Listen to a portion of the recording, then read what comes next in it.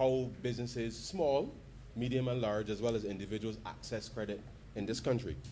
And as you are aware, sir, on Friday we passed the National Vendor Bill in this Parliament, which decriminalized the activity of vending, which has been centuries old in this land. And therefore, as part of a suite of legislation, sir, that the government has brought to this chamber to enfranchise, sir, and to create an environment where ordinary persons can make an investment and hopefully, sir, with the right decision making along the way, see a credible and a sustained return on that investment, however small. We know and we acknowledge, sir, that access to credit has been a challenge for many businesses, particularly small businesses in this country. And I want to take the opportunity this morning in going through this deliberately, sir, to indicate to all and sundry that we all know, sir, from history, that in the main, sir, poor people in this country, ordinary people in this country, sir, have always been able to pay their bills, sir, on time and to resolve credit. And as things come up, sir, people may find themselves in a spot of bother from time to time. But generally speaking, sir, people honor their debts and their obligations. And it is in the honoring of those debts and obligations, sir, that the data and information collected around such allows for financial institutions, sir, to make the appropriate assessment of that regularity, sir, which all of us are aware of, such that the determination of what level of credit to extend, sir, can be made available. And I believe that once the stakeholders are sufficiently seized of these opportunities, then I believe that better financial decisions, sir, can be made, not just on the part of the financial institutions, but certainly on the part of us acting in our individual capacity, but equally, sir, as we act as part of a co-op, as part of our business structure, whatever that the nature of that business structure happens to be, in order for there to be an environment where we can accelerate growth.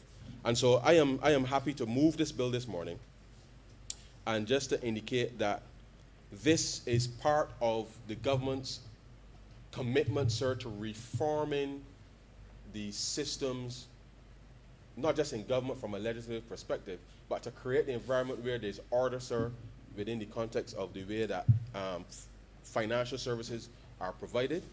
And it is part of a suite of legislation, sir, that we believe all taken together will indeed create the environment, sir, where there will be growth accelerated in the country. Earlier this year, sir, you know that we passed the National Payment System Bill, and equally too, sir, that was groundbreaking in the context of, for the first time, creating a framework where all of the related parties as it relates to the payment service providers acting in that capacity will, for the first time, sir, be required to all be on the same path and to bring greater openness with respect to that. And therefore, as we seek to roll out not just the technology, whether it is mobile or contactless cards, there's chip and pin cards now being I believe all of the financial institutions have now upgraded their payment cards to chip and pin. That for the first time, we will have effectively a level playing field with respect to access. And therefore, the solutions now for whether you're a vendor, whether you're a small business owner who is in a fixed place, the ability now for greater e-commerce to be rolled out, sir, that we believe that these pieces of legislation taken together and the governance surrounding the regulations of such will bring us to a stage, sir, where we are confident that with these rules in place and everyone abiding by those rules, that it will open up a lot of opportunities for persons to be able to operate seamlessly, not just in relation to providing goods and or services within Barbados, but equally, sir, truly to allow dependent on the perspective of the small business person, or the business person, let me put it that way, of the business person, they will determine, sir, whether they only want to trade and make their goods and services available only in Barbados, or whether they want to make their goods and services available to the rest of CARICOM, or, sir, whether they want to make their goods and services available to the rest of the world. And that is the environment, sir, that we are trying to create here, whereby the determination of your destiny, in a real sense, this framework allows those persons to so do. And so the Fair Credit Reporting Bill that's before the Chamber today, sir, is part of, as I said, a suite of legislation that we intend that we have, in part, we have passed, and we're in the process of dealing with from a legislative perspective, but we're also putting the solutions in place, sir, to be able to so do. Let me also remind the Chamber too, sir, that in all of this, I know that the Corporate Registry, sir, Corporate Affairs and Intellectual Property Office, CIPO, has also modernized their systems such that the ability to form companies, sir, certainly is much easier than it was when we came to government. And I'm saying that as the government itself, the Barbados Revenue Authority having modernized its system, sir, and the National Insurance and everybody else doing the same, that we are creating the environment now where, sir, it is as easy as possible for not just the exchange of information, but certainly with respect to allowing persons for whom the ability to determine credit access can be made available, so that with these things, there's greater certainty and clarity with respect to what is before us.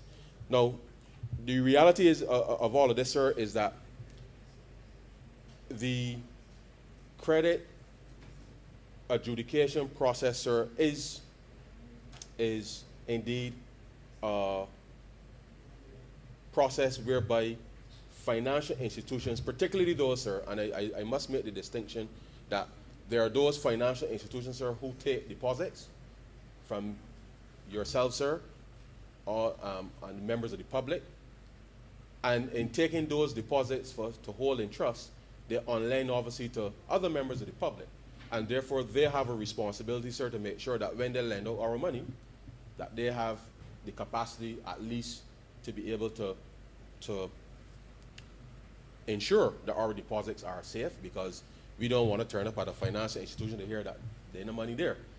So there is a responsibility for deposit-taking institutions, certainly banks and credit unions and the like, sir, that when they are on lending, that they have a degree of certainty about the credit worthiness, sir, of the person for whom they are lending the monies, and that they make the appropriate capital provisions to ensure that we are protected. Now, of course, sir, I know that in recent times, prior to us coming to office, the last administration certainly removed the minimum deposit rate at the financial institutions. And therefore, there is a sense in the country that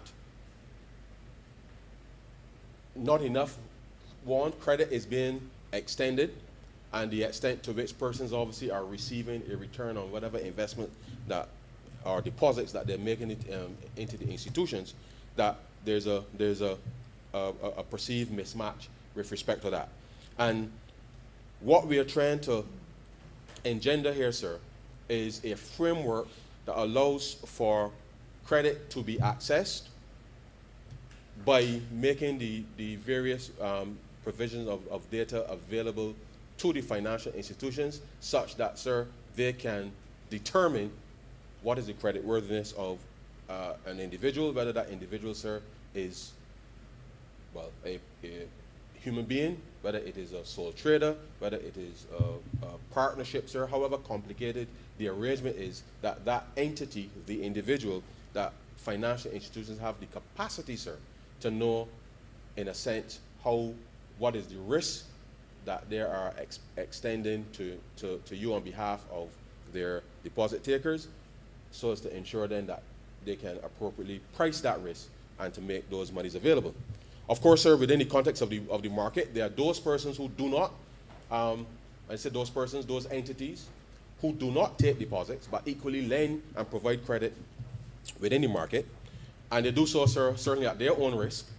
And therefore, we must understand the nature of that. And the truth is, sir, whether that is the itinerant vendor who comes around, I know that the members of the Assyrian community, sir, are known all across Barbados for providing such credit. Or, sir, you can go down to any of the retail stores in town, and certainly, I'm not going to call any specific names, but we all know, sir, that you can go and get a fridge on hire purchase or a stove or whatever from the various retail stores, which too are extending credit to members of the public. And they do so, sir, not by taking anybody's deposits, but because of the nature in which they are conducting their business. They know that whether it's $6 a week, sir, $8 a week, whatever the nature of the payment, sir, the principle is the same. They put their capital up effectively at risk, sir, and you pay whatever you can in small installments, sir. And sometimes those installments, when you really calculate the interest rate, sir, there is a significant difference between those types of arrangements vis-a-vis those that are put out with respect to what you may refer to as the traditional financial institutions as it relates to credit. But no matter where you land in the space, sir, the framework that we are seeking to undertake here is to provide for greater clarity, certainty in the collection of this data, such that we are all able to be clear about the use of our data. Now, let me, at the outset, sir, say that there's nothing in this arrangement, sir, that would cause me to know how much money you owe to anybody, sir, or for you to know how much money I owe anybody, sir, unless me or you, sir, being the data subject in question, you give permission for that information to be exchanged. I want to make that clear, sir. So the government nor anybody is not going to know anything about anybody's individual business unless you have cause to come to for us for a specific reason, in which case, sir, as you know, in the normal bankruptcy or insolvency process, if you're going through that process with creditors, then you have to come with your open book, sir, and show everybody at the table what was at stake, so that in resolving any specific matter, that is the normal part for the course. So there's nothing about this specific arrangement that is going to cause anybody to know how much money anybody has lent you, sir, or me, or any individual member of the public, or any business, sir, with respect to this arrangement. And why is that important, sir? Because at the end of the day, sir, confidentiality and trust is a paramount for the system.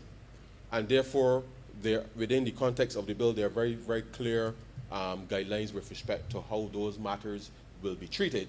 But I want to give at the outset the assurance to the members of the public that there is nothing in here that will disadvantage any individual member of the public in relation to the way that they honor their debts and our obligations. And so it is important at the outset to understand that the definitions are important, and I take the time, sir, just to go through a couple of them just for clarity in relation to the bill. Now, credit, sir, if you permit me, means any transaction in terms of which provides for the payment to be made at a future date, and it speaks to monies due in respect to monies lent, monies payable in relation to goods, services, real property sold, or lease, or any other financial arrangement between the data subject and a third party. I think that is obvious, sir, in that if we members of the public would recall, sir, that we launched the trust loan program as a mechanism, sir, earlier in the administration as a response to circumstances that arose, with the intention, sir, specifically, of allowing small, micro, medium sized businesses to be able to establish, sir, a credit history.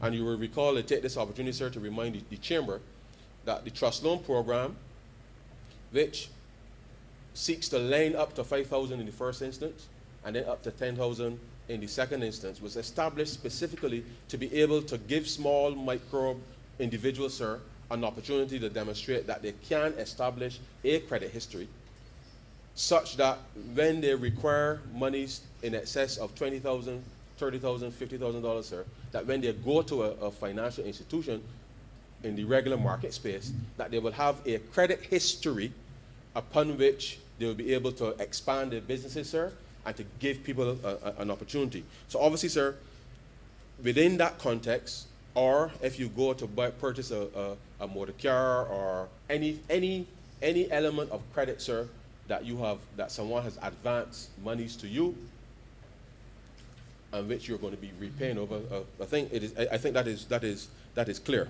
Now, in the context of the credit bureau, sir, it simply means a person licensed under Section 6 to prepare, produce, and produce credit reports, credit scores, credit references, and other value-added products. Now, what does this mean, sir? That whatever entity is licensed to be able to provide this specific service will access data that is provided to it from the financial sector to be able to track over a period of time, sir, how persons are performing. And why is this important? Because right now, sir, potentially, right now, I can go down Broad Street right now, sir, and go into all 5 banks and apply for a credit card. And in theory, none of them knows that I have left one at 9 o'clock and gone to the other at 10, the other at 11, 12, and get that and be granted a credit card. Equally, I can go to any of the other lending agencies, sir, apply online for a credit card. I can potentially go to any of the Part 3 companies, sir, and apply, sir, for a similar line of credit. And in theory, sir, none of those entities would be aware that I, Ryan Strong, applying all over the place for these credit cards. Now, why is this important, sir? Why is this important? I know that in the circumstances, certainly as it stands right now, because of COVID, and strictly because of COVID, sir, that the circumstances around which persons find themselves financially would cause persons to seek out credit. In the same way, sir, that the government, having faced $600 million reduction in revenue, had to access concessional financing, sir, in order to maintain the quality and the provision of public services that we've been able to do over the last 18 to 21 months. Because without that financing to bridge the gap, sir, the quantum of any adjustment that would have to have been made, on the one hand, to reflect the 600 million reduction, and I'm not even talking yet about the fact that we had to increase expenditure on the other side. But the point is, the quantum of that adjustment, sir, would have been significant. So the point I'm making, that as an individual, in theory, I can go to every financial institution in Barbados as it stands right now, apply for a credit card or a loan or some kind of line of credit, sir. And none of them will know, sir, that I am doing all of this. And what we are trying to establish, sir, here is a framework that allows for, one, there to be a measure of control, if you like, to be able to identify for persons who may be at risk. For these financial institutions, whoever chooses to engage and do the assessment, to say, well, look, Skipper, we see that you're all over the place here trying to get all of this access to credit.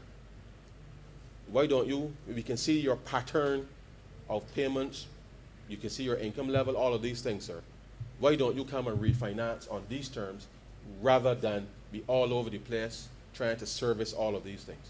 And the reality is, sir, that we know, whether in our families, sir, we know whether in our community, sir, we know within our profession, sir, we all know people, sir, who because of, not just of circumstances as it relates to COVID, but certainly circumstances, generally speaking, who can benefit from that type of progressive intervention that this type of system would allow financial institutions to so do. Because once financial institutions are aware, sir, as to what is the extent to which you require credit, then the appropriate intervention, sir, can be made such that it actually can redound to the benefit of the individual. So the intent, sir, the intent is ultimately to be in a position for a financial institution to be able to assist if the applicant or the data subject, in this case, sir, is sufficiently aware and educated as the options that they may have available to them, such that they don't make decisions that may be detrimental to their financial health, sir, and that we are disciplined enough to be able to execute. So the process by which credit bureaus and credit scoring and these types of fancy things are done, really, sir, are intended ultimately,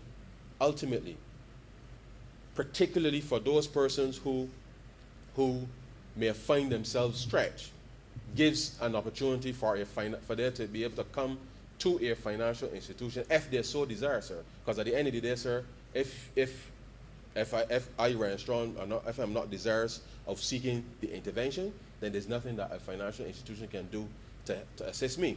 I have to be man enough to accept that I might have extended myself and that I now need a framework, just like how the Burke Plan was devised to respond to the national circumstance, that at an individual level, sir, that we can come to in arrangement, the type of arrangements with financial institutions that this framework can deliver if persons, sir, are desirous of being able to seek such an intervention.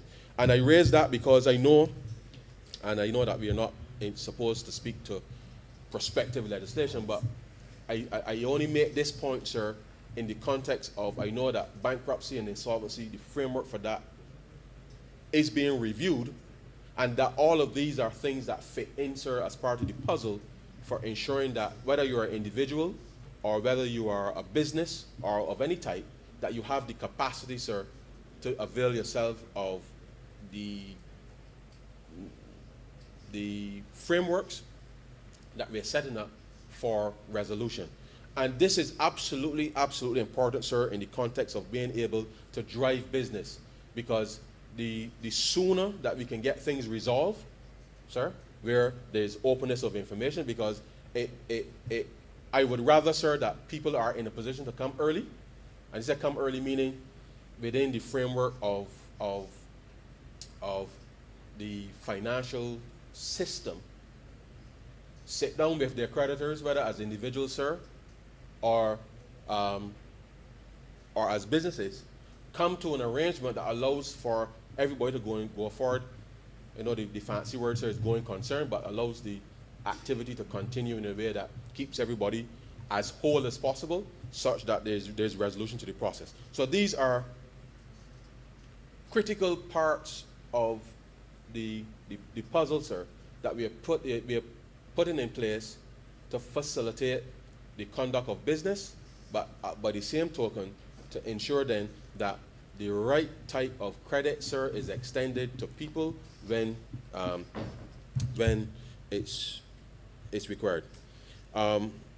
I speak to the credit information provider, sir, means a person specified in Section 16 that gives credit information on a data subject to a data bureau.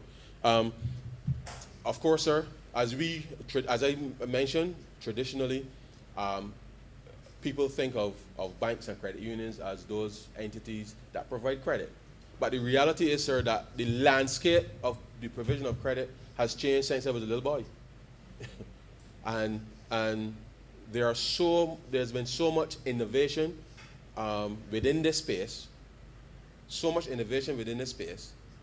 in the last 30 years, sir, that we now find ourselves in a situation where we have those established, and as I made reference to them earlier, sir, those who are established as banks and credit unions taking deposits and lending, but then you have a set of entities that do not take anybody's deposits, but they provide lending to both individuals and businesses in such a way that we now have to ensure then that to the extent that persons are exposed, that we can find a mechanism to allow for there to be some order.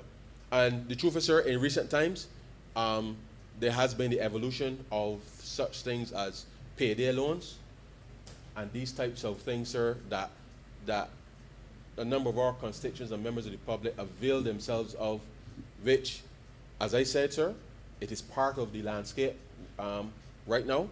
And I say to everybody, sir, who wishes to hear, that this process and this system is designed to be able to unlock access for credit that is priced at the appropriate level, contingent on your risk. Now, sir, as you and I both know, I like to think that I am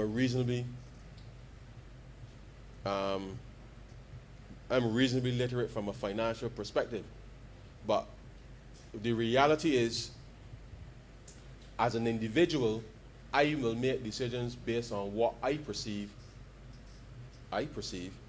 to be a good risk or not. And as I would like to say, sir, as big men and women, we make those decisions every day for various reasons. And I know that this process of financial literacy is not a sexy topic. A lot of people don't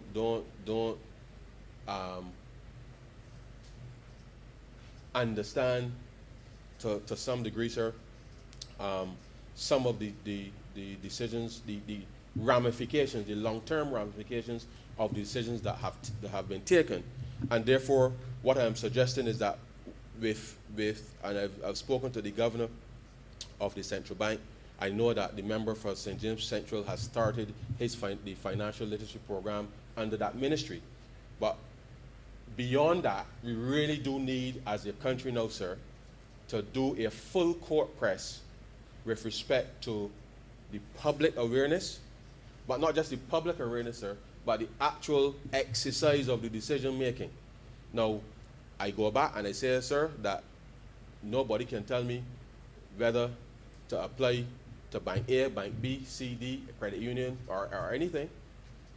But I must be sufficiently comfortable to know that if I'm going to access credit, that I have the wherewithal to repay. And that if I find myself in trouble, that there's a process where I go to all of these institutions and say, oh, look, hey, I need to make an adjustment. And that there's nothing wrong with making an adjustment, sir, because at the end of the day, it's what the accountants call restructuring in these fancy words. So I say to ordinary Barbadians that we have to recognize that as we go forward, certainly in the New Republic, sir, that even if a business entity may not be successful or as successful as we would like it to be, that it cannot be the be-all and end-all with respect to our hopes and dreams. And therefore, in solving this access to credit problem, I think there's a mental shift, sir, that we must all make along this journey with respect to, one, how we treat people whose enterprises may or may not be successful in the way that we might believe it should have been, and not to hold on to these things as if there's something to do with one's character. At the end of the day, sir, the pursuit of legitimate enterprise and business is something that this government fully supports, and therefore we are constructing a framework that allows for persons to be able to access the appropriate credit so long as they are prepared, sir, to make the adjustments within the context of their operations and their lifestyle, so to speak, to ensure that they can do. I want to, however, indicate as in clause 2, with respect to adverse action, I just want to make very, very quick reference to that definition. Because sometimes, sir, I will go to a bank, the bank says, well, your application is denied. Because they have done their internal due diligence and they may have assessed that either I don't have the capacity to repay because the venture that I am undertaking is perhaps a little too rich for them to think, or if they lend me the money, the interest rate is such that it makes it unaffordable for me to be able to service. So I speak to adverse action in the context of that, because the reason why we establish, and I go back to the establishment of the trust loan program, sir, is to get that credit history under our belt, sir. Under our belts, so that we can show to financial institutions that we can handle credit, that we have been able to honor the commitments that we have committed to, such that it reduces the potential for adverse action. Now, adverse action, sir, means a decision that taken by a credit information provider based on a data subject's information from the credit bureau that adversely affects a data subject, including the refusal of an application for credit, an increase in interest rate on a loan or other credit facility, a decrease in the credit limit or the revolving credit facility, the cancellation, freezing, or suspension of a loan or other credit agreement, the refusal of business, an unfavorable change in terms in the coverage and the amount of credit on an insurance existing or applied for in conjunction with underwriting credit or insurance, or in part of the data subject or the request of the guarantor or collateral, or any other action that adversely affects a transaction between the data subject and the credit provider. The truth is, sir, all of these things happen every day in Barbados right now. And so if you sir, are going to take out a life insurance policy, the insurance company will ask you to go and do what is referred to as underwriting. And they will give you a premium provisionally on the basis that, you don't have any NCDs or what have you. When you go to get the checkup, so let's say for you, sir, that your premium is $2 a month. But then, sir, because of, I'm not saying you, sir, but I know you don't eat sauce, but the sauce and the fried pork and stuff that you eat on the Saturday, sir, that when you go to get your checkup, you got hypertension, you got diabetes, you might have a little heart condition, all of that. Then all of a sudden, they rate you. And therefore, they rate you on the basis of your health and the probability that you're going to die sooner rather than later. And therefore, they come back and say, well, Mr. Speaker, your premium is now $200 a month as opposed to the $2 for a healthy person. And I don't know if you smoke, sir, but if you smoke and everything else in there, all of that is part of the mix. So therefore, the what may be referred as an adverse action in the context here is based on the lifestyle or the circumstance of the person. As I said to you earlier, sir, I could go down Broad Street, apply for 5 different credit cards. I might get a gold card, I might even get a disc card, I might even apply to the same institution for other credit cards. And the reality is, based on my record, my history of payment, the banks might say, you know what, your credit limit too high, we can see you got a little issue there, we can lower this here just to make sure that you don't extend yourself for the most part. Of course, they can also refuse based on the information that's provided, because as you and I both know, sir, we would like to believe that the banks are having taken our deposits that the banks and credit unions are operating in a manner that allows them to determine whether or not they're going to get back our deposits in a timely manner to allow for us to be comfortable, within the context of the services that they're providing to the general public. So these are things, sir, that occur every day, and the extent to which people's ability to minimize that is all dependent on the behavioral pattern, sir, with respect to what our payment history happens to be, and therefore it is something that we must appreciate. That, as I said at the very outset, I know, sir, as a person growing up in this country, that people have a very strong commitment, sir, to paying the bills. There are a few people around, sir, who may not have that, may not share that strong perspective, but I know most Barbadians do. And because most Barbadians do, this type of system allows for us to be able to look at that and to allow persons then the ability to be able to have greater access to credit, which would allow for more opportunities, more enterprises to be expanded. And I say to the young people, I'm looking at the member for St. George's South who brought the trust loan program to life. I say to the young people, the trust loan program it is only $5,000 in the first instance to borrow up to. Use the trust loan program as that stepping stone to demonstrate, sir, that you can handle a little 5,000. Because if you can handle a little 5,000, sir, and you go to the next level and you handle the 10,000, you repay that, sir, it may seem mundane and arduous, but the reality is, once you're able to demonstrate that, sir, and do so sufficiently, you go into a financial institution with your credit history, sir, your history. And not just the financial institution, but any other potential investor. It might be a uncle, somebody from church, whoever it is that you may want to invest into your business. And because you can demonstrate, sir, that you have a credit history, it allows for the opening up of greater investment. So I don't want people to only look at this in the context of strictly the financial sector, but this is really something that is going to be transformational, sir, if ordinary citizens recognize that what we have been able to put in place is actually to their benefit. In the context of small, medium, and other size businesses, it is important as much as possible to avail yourselves of the digital technology, because it makes it easier for the said financial institutions to see the cash that is flowing through your business.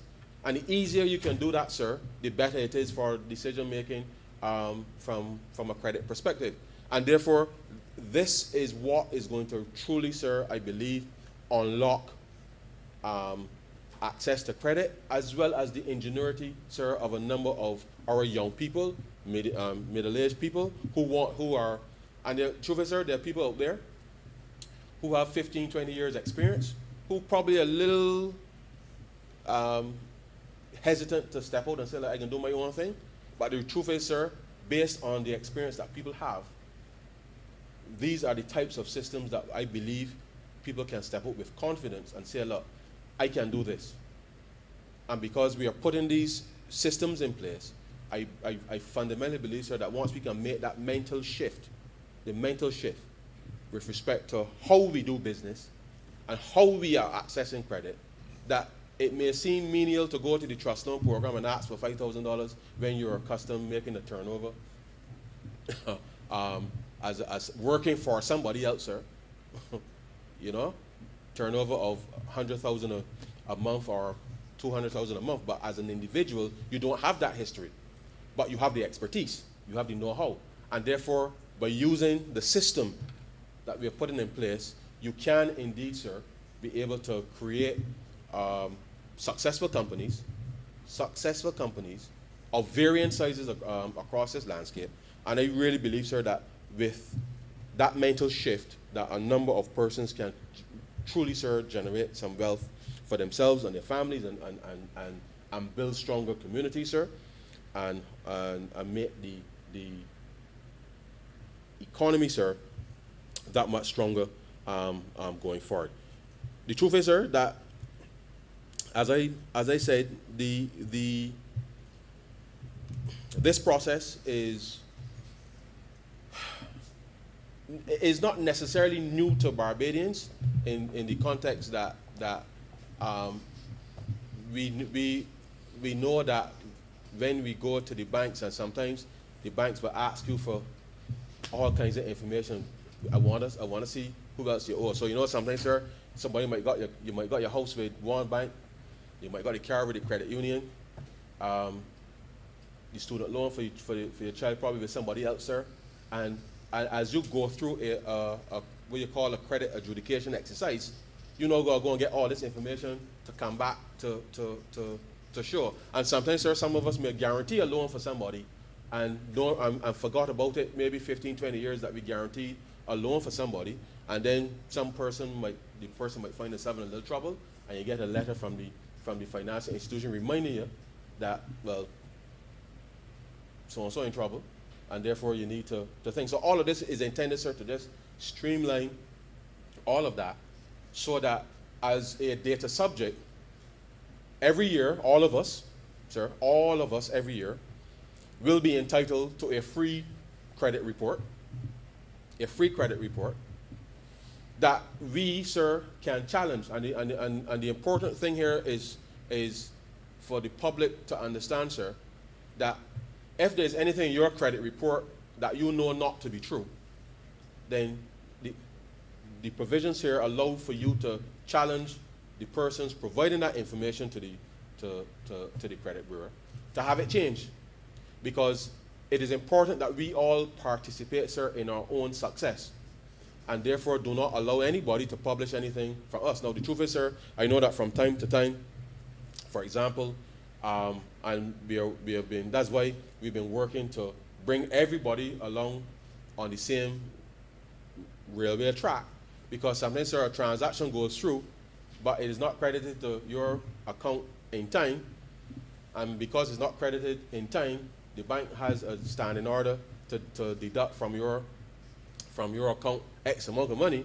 But because, as I said, sir, I'm just telling you as it is, your salary might go to one bank or it might go to the credit union, but your mortgage at another bank, you might have your car from one of the dealers. It might be financed through one of the dealers. And so people have this network, sir, of financial services, for lack of a better term. That is the term. They have a network of financial services that relies, sir, on the orderly execution.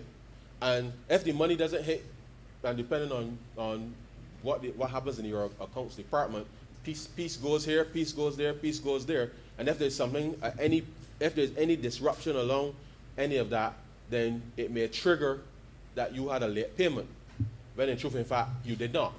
And therefore, we all know these things. We are working with the financial institutions, and by financial institutions, I'm referring to in their capacity as payment service providers.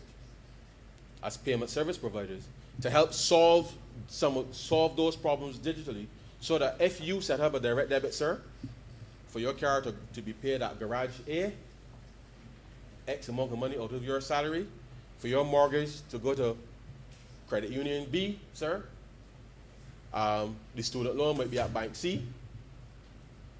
I don't know what else you might have in your portfolio, sir. The land loan might be maybe at some other entity, sir. So there's that network of financial services. The payments infrastructure must resolve that, such that when you are paid, that the monies go wherever they should go, and that the appropriate data and information reflects accurately what has actually transpired. And therefore, these are the things that I say to people. Look at as a matter of fact, sir, the cabinet office sent me my pay slip, I think 2 days ago, and I look at it every month just to make sure, sir, that thing. And when I go to my bank account, I make sure it is there. I don't make no sport, sir. I don't make no sport.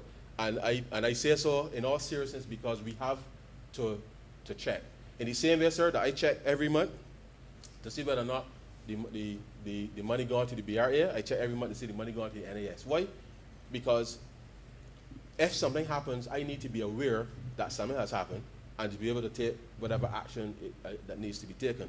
Because in moving forward, sir, in a society that we want to be as responsive as possible, we have to actively, sir, participate in our financial success. And if we are taking up credit from persons, I think we all know that we set up our systems to pay.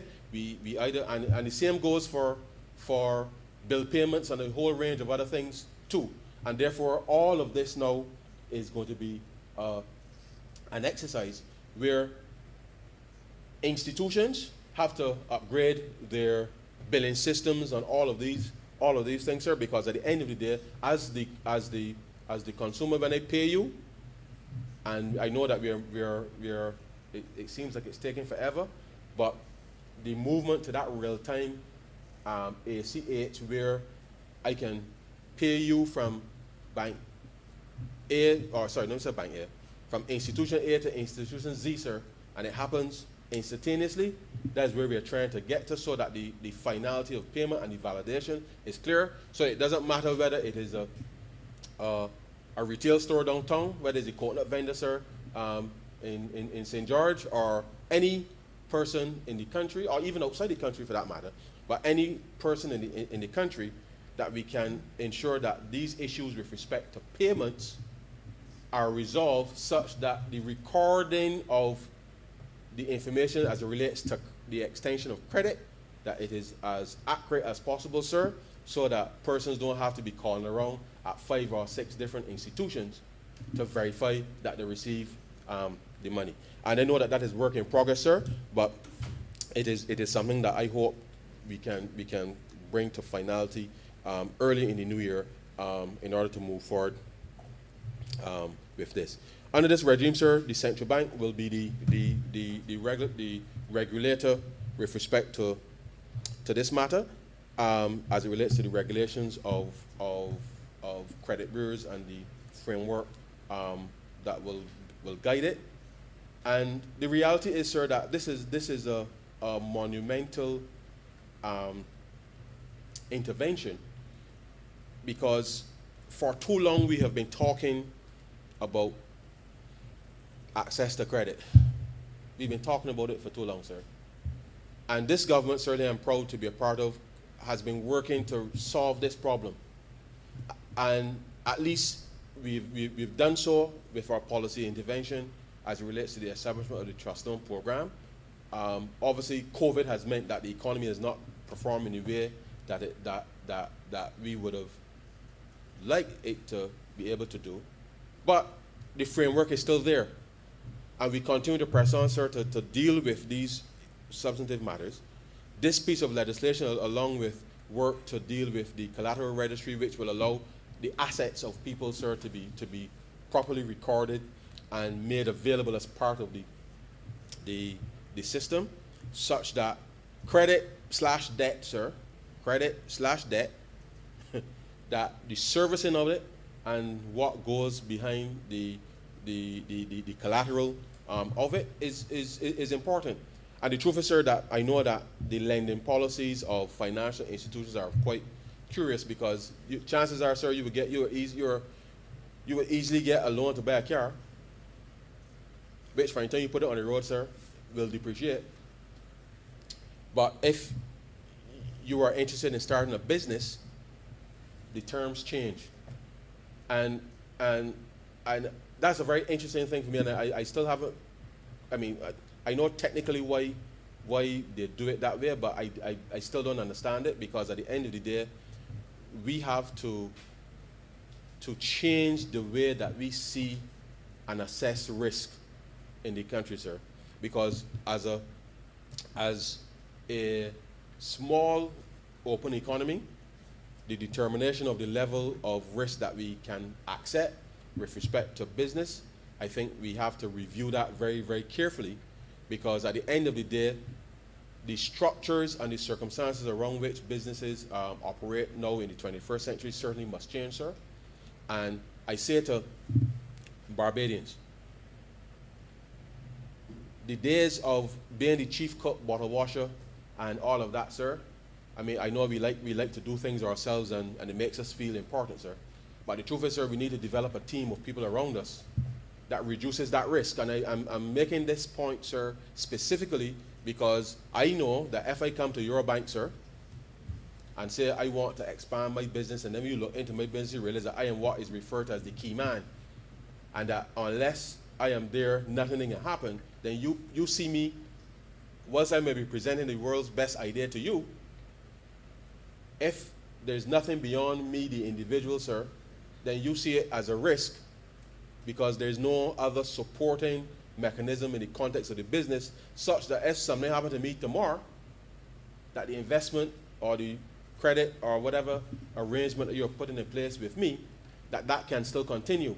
So I am saying to Barbadians that we have to look at the teams that we are building around our within our businesses to reduce the perception that you are the chief cook, bottle washer, and everything, sir, the key man, what the insurance companies refer to as key man. But and I accept, sir, that in every enterprise, there may be 3, 4, 5 people that are key. And the extent to which key man insurance is an option, I say to those persons that you must make those decisions because at the end of the day, if you're going to expand your enterprise, then these are some of the very critical undertakings that when people look and assess risk, if it is only up to the performance of an individual, it will make it particularly difficult for that risk to go away or to be mitigated. And therefore, we must start to think in the context of co-ops or clusters or whatever other partnerships, whatever framework that allows us to be able to mitigate and minimize that risk, sir, such that the provision of credit to me and the honorable member for St. Peter and the honorable member for St. Lucie, that if the 3 of us got together and presented the same proposal, that the risk is sufficiently spread such that if something happens to me, the member for St. Peter and the member for St. Lucie can take the business forward. And that is the type of approach that will help us, sir, to be able to better unlock access to credit.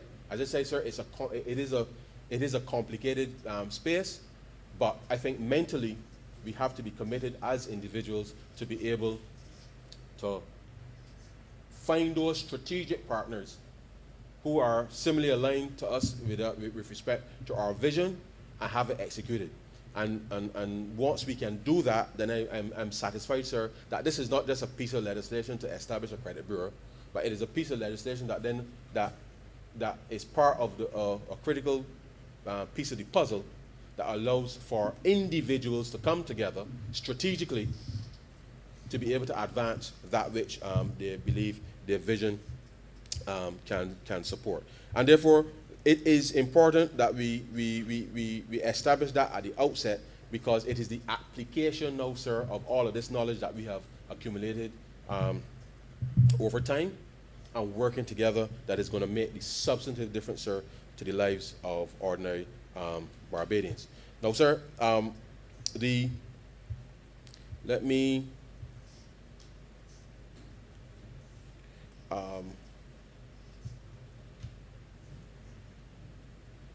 right, so when the bill becomes law, sir, it will permit licensed persons to engage in credit reporting activities, which include ascertaining whether a credit information provider holds information in relation to the recipient of credit, collecting, compiling, measuring, and updating data subject information, sir, developing and making credit reports, credit scores, value-added products available to subscribers and users. Carry out market and statistical research, sir, on matters relating to credit reports and assessment, compiling and maintaining databases in respect of data subject information and generating reports from such data bases. And obviously, because the central bank is the regulator, generator of any reports as required by the central bank pursuant to the Act. Now, there are 2 aspects, sir. Financial institutions licensed under the And two aspects as it relates to credit information providers. So financial institutions licensed under the Financial Institutions Act, sir, CAP. I think it is at clause 16, sir. Clause 16. CAP 324A. Insurance companies only as it relates to the provision of credit at B. And credit unions, sir, registered under cooperative societies.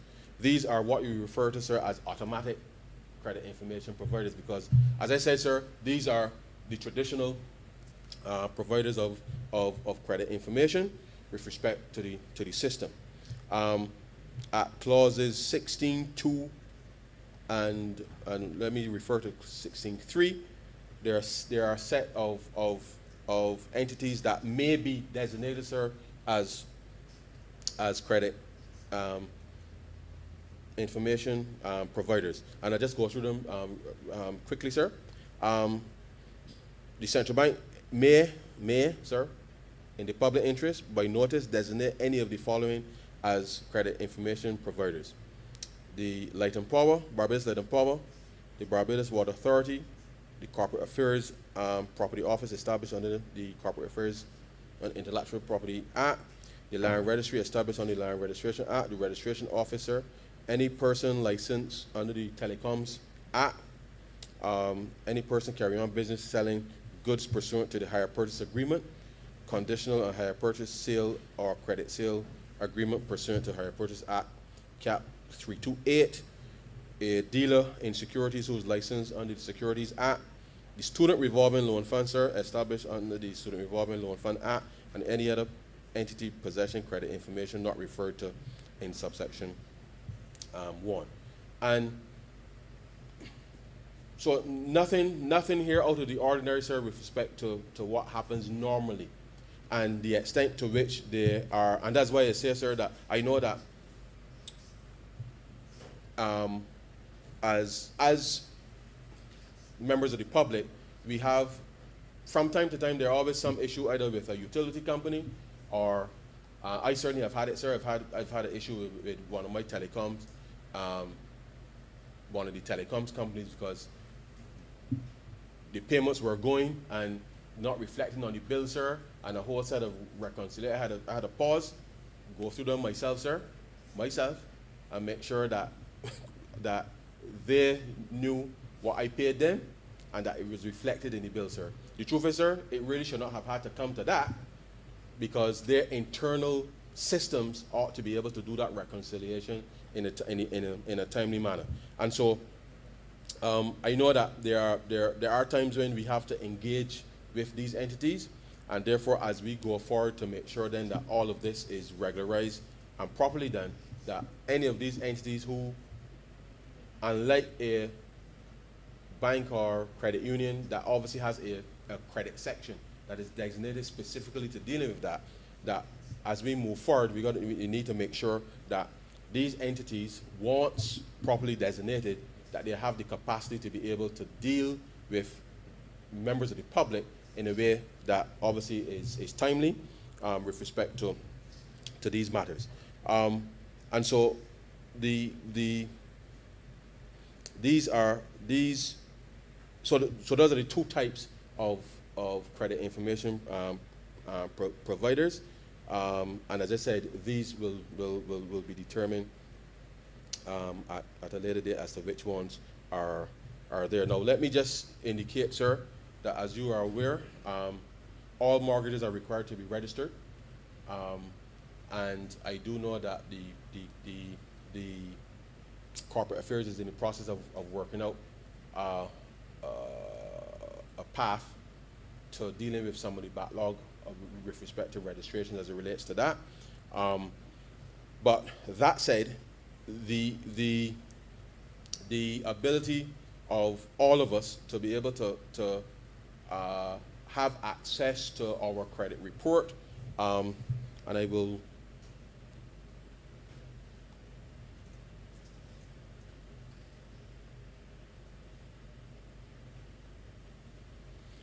section 19, sir.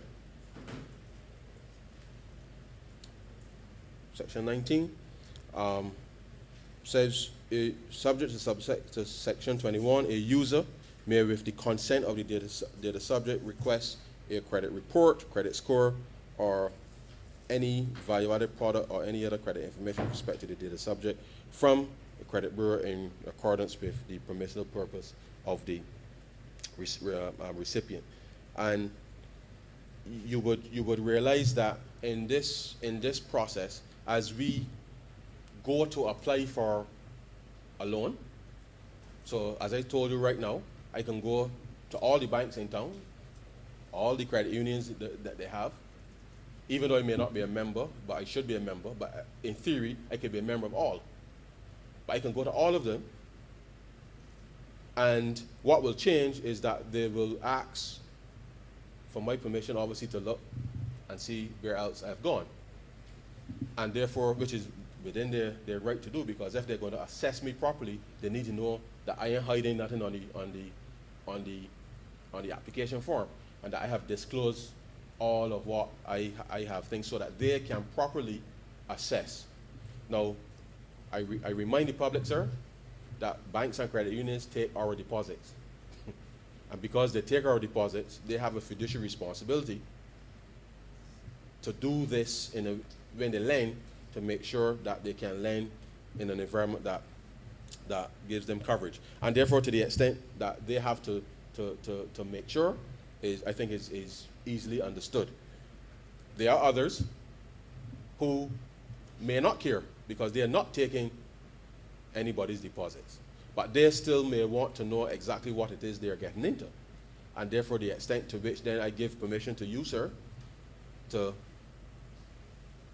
determine or get a report on me, which once I certify is accurate, you then are in a position then to decide whether you are a bank or credit union or somebody else who sits outside of that space to determine how much money you're going to extend to me. What is the duration? What is the interest rate that you're going to charge me? And therefore, it is within that context, sir, that the supply of this information is important, because as I said, it allows us to get the best option for credit available to us, appropriately priced, sir, and certainly to give the financial institutions full information set from which to work, rather than me choosing to tell you, well, I will only tell you about the good loans that I have versus the maybe not so good loans that I may have. And therefore, that's what I'm saying to members of the public, that we have to engage this process with a view of being able to sit down with financial institutions ultimately, and if there are issues across our portfolios, which there may be, depending on circumstances, that we find a way to be able to resolve them. And I genuinely believe, sir, that is possible so long as people are sufficiently confident to want to do it and understand that it is actually in their best interest long term to so do.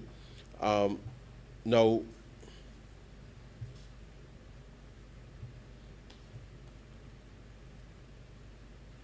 the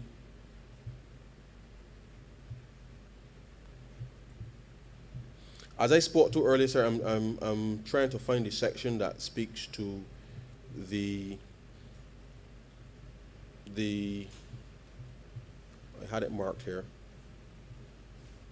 The provision of an annual return. Right, section 27, sir. Section 27. Data subject's right of access and correction. So section 27(1) speaks to a data subject is entitled, sir, to be given by a credit bureau once every calendar year a copy of the data subject's credit report without cost to the data subject. So all of my loan payments, sir, all of whether it's the house, the car, the student loan, the whatever, sir, all of my data information, every year I will get a copy from the credit bureau. I will look at that copy, sir, of the thing, and that's why I told you, sir. I went back earlier and I told you that every month, sir, I just check my pay slip. I just check to make sure that things go where they're supposed to go, and verify for my own self that I have been able to do what I am supposed to do, or at least the arrangements that I put in place were actually executed. So the reason that this is important is because I don't want people to be making the decision about me on information that may or may not reflect what actually transpired. And therefore, that's why, as I said, even though from the payment service provider side, we are working to make sure that all of those issues with respect to the movements of money and the timing of it, with respect to standing orders or direct debits, however they're described, that those things are executed with sufficient time to ensure that all of this reporting and data obviously will reflect accurately what has actually transpired. And the beauty about migrating from the current system to a real-time system is that, as you know, sir, it is still peculiar, but you know banks traditionally open from 8 to 3. And even though banks, we have long passed and introduced technology beyond 8 to 3, the move to what I refer to as a real-time automated clearinghouse would mean, because when they originally set up this thing about 20 years ago, sir, even though it was technology, they still predicated it on the 8 to 3 context of a bank opening. So imagine, sir, that you are trying to pay somebody on a Saturday, but the transaction has to wait until Monday before it hits the system. Now, the truth is that don't make no sense, because you can walk into a point of sale, use your card to buy groceries on a Saturday.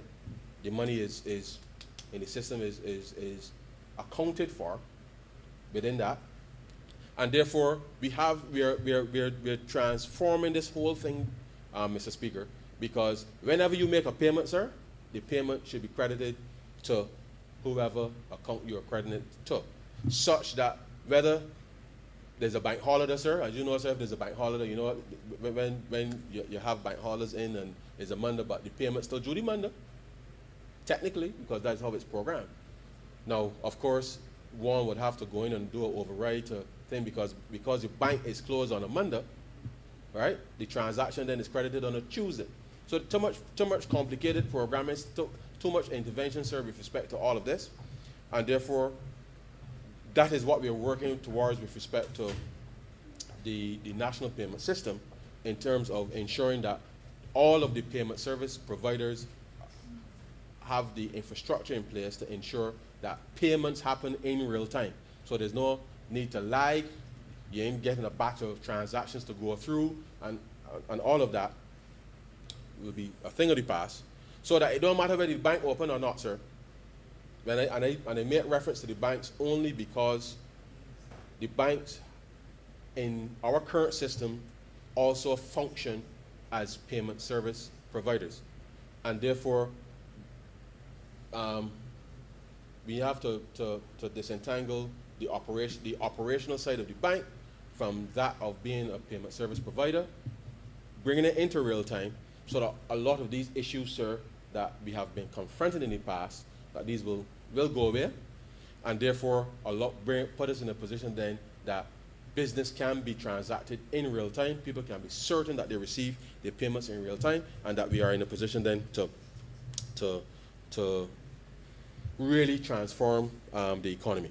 So section 2, sir, of the said clause, a credit bureau and credit information provider should, at the request of the data subject, give electronically or otherwise to the data subject a written report in the language that the data subject specifies, relating to the credit information on which the credit information of which that individual is the data subject, the purpose for which the credit information is being or is to be processed, and the recipients of or classes of recipients to whom the credit information may be disclosed. And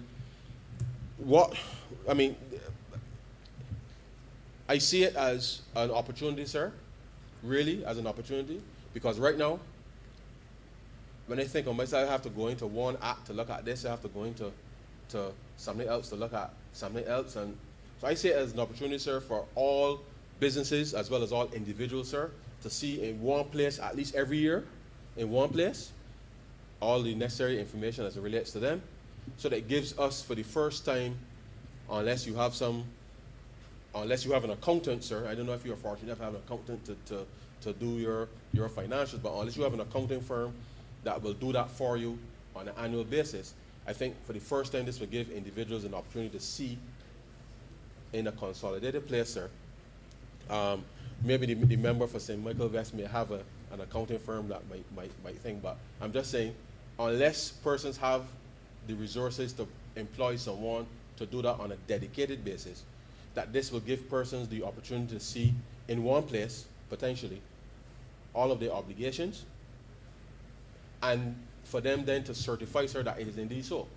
Because as I said, the purpose of this exercise is when we go to access credit, it shouldn't require, sir, you to try to dig out all your birth certificate and everything that you ever had that you have to go and give to. So, and I make this point. If I go downtown now, sir, to all 5 banks, I will have to give them 5 sets of information in order to apply for the credit.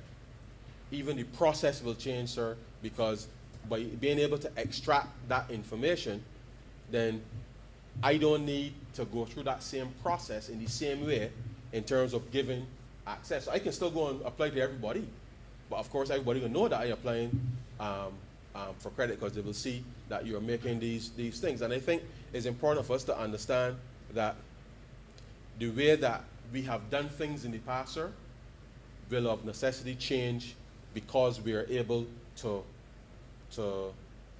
harmonize this.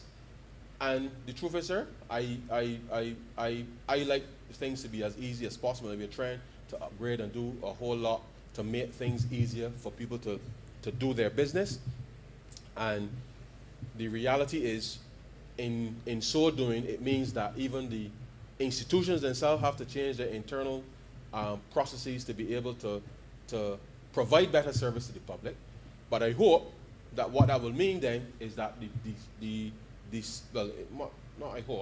it must mean that the time within which decisions are, that credit is adjudicated, meaning decisions, sir, should be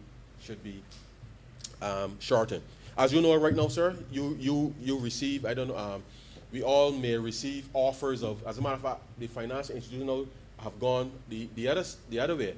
They're offering you money now, sir, pre-approved loans that once you supply certain information, you will have access to. So things have sufficiently evolved already with some of the internal systems, and we want to bring everybody on the same platform. Because at the end of the day, sir, what I believe this will allow to be done is to level the playing field with respect to the provision of information. And once that playing field is level, sir, how each institution is able to upgrade its systems to be able to respond to the market needs, I feel, sir, that this will provide that impetus that allows for greater access to credit. Clause 3, it says the data subject is entitled to submit a letter of dispute to a credit bureau regarding any inaccurate data respecting the data subject held in the credit bureau's database, and request correction of the inaccurate data by the credit bureau. So that's why I said, sir, I don't make no sport. Every month I get the thing, I check. Takes me probably about 15-20 minutes, but I check. And I do so habitually because it's part of I think my own personal responsibility to make sure that things get paid, for which I want to make sure happens and not assume that it happened. But I accept, sir, that there are technological solutions to help us to do that, and I ask members of the public, sir, to avail themselves of such. 4, where a letter of dispute has been submitted under subsection 3, the credit bureau shall within 7 days, sir, investigate the dispute and the inaccuracy of any data and report its finding to the data subject, making any corrections as may be warranted. and inform the data subject that he may report the dispute to the Central Bank of Barbados. Okay?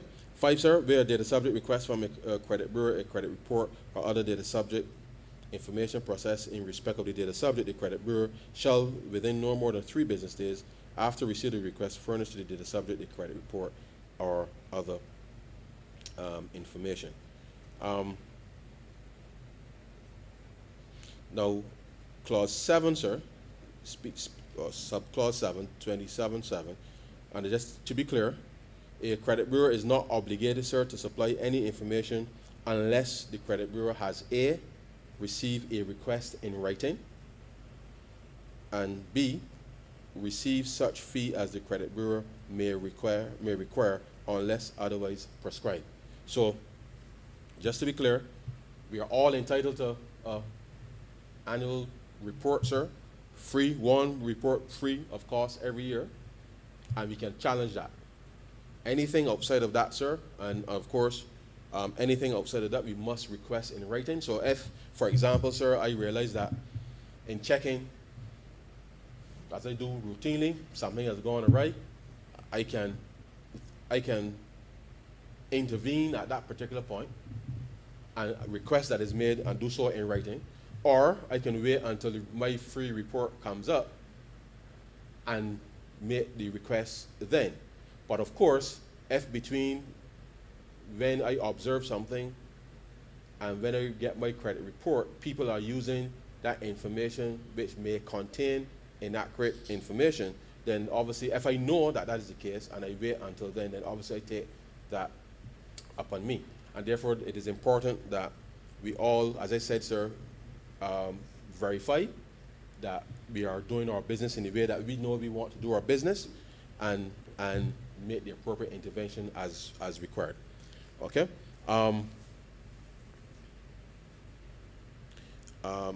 8, sir, where a credit bureau requires further information in order to satisfy it as to the identity of the person making the request, or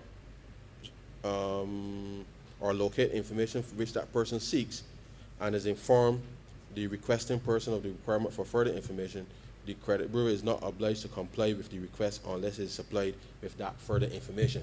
So, as you know, sir, with the this, and I take this opportunity just to indicate to Barbadians, and I think on this particular clause 27.8, particularly as it relates to identity, I take this opportunity now, sir, to say this to Barbadians. I think all of us, sir, in this chamber have been the subject of people on social media posting profiles using our profiles to say to persons that there's grants for this and there's money for that and all these types of things, sir. And the intent, sir, is to try to use the trust I suspect that people have with respect to government to get information from people. So they tell you to go and apply it on something, and supply your name, your telephone number, a whole set of information that people make requests on the assumption that it is just permit me, sir, that it is Ryan Strong sending a message to you, sir, on Instagram or Facebook or whatever, and you, sir, seeing my photograph, supplies the information. Now, what is important to understand and to recognize, sir, is that identity theft is a very serious thing, sir, globally. And I take this opportunity as it relates to clause 27.8 here to remind the public, sir, that if you provide all of your information, and that's why it's important that the way that data is handled within institutions are paramount, and I know the Data Protection Act deals with that. But if you or I, sir, voluntarily click on some link that we see on Facebook or Instagram or WhatsApp or anything, sir, that is purporting to request information for a grant from government or whatever, and we give every bit of information, sir, that allows Ossie and I use the Ossie term generically, sir, to go and apply for credit in the name of Ryan Strong, given that I collected this information, sir. And Ossie Moore, sir, is able to go to a financial institution and use the information that I, sir, Ryan Strong, supplied on some Facebook post or something, get credit in my name, sir. And then when I check the credit bureau and realize, because you know what's going to happen, sir, credit is taken out in your name, the bank or whoever then call me asking me why I ain't pay back the money. And therefore, this issue of identity theft, sir, is an important point, because how we as individuals, sir, engage with social media, and there's a whole lot of it circulating, sir, and I can't underscore how important it is that Barbadians do not, sir, supply their personal information to random people on the internet, because the consequences, sir, could be very dire. Because when it comes time for you to get your credit score from the credit bureau, and you see that $100,000 or $50,000 there that you ain't know nothing about, you never see a sign of it, sir. You don't even know how things. You then start to figure out, well, how did this happen? And then the process then of trying to figure out, well, who actually got the money? Because having supplied the information, the criminals, sir, are very, very clever. They're very clever. And I can only urge Barbadians, sir, that when it comes to identity, that if, in this case, this is identity in relation to requesting from the credit bureau. But I want to turn it around, sir, and make sure that Barbadians understand that if you click on some link and give out all your information, and then the person promises you that you're going to get the $50,000 if you send them the bank account details in it, sir, and you provide your bank account details because you pay some small admin fee, and they ask you for the bank account details, and you provide that. The person has the capacity now, sir, to go away and use your identity to be able to access credit in your name, for which then you become liable for, unless, of course, there's some extensive investigation that then takes however long, sir, because sometimes the persons aren't even here, that you're able then to have it done. So you want to avoid that nightmare altogether, sir, and therefore you're protecting your identity as part of this this process is going to be particularly important. And so I made that reference here not because of what is spelled out here explicitly with respect to the credit bureau, but just understand that the credit bureau must know that it is you, the individual, who is making the request, and to make sure then that the changes that are required to be requested, that they can verify that it is indeed you. Okay?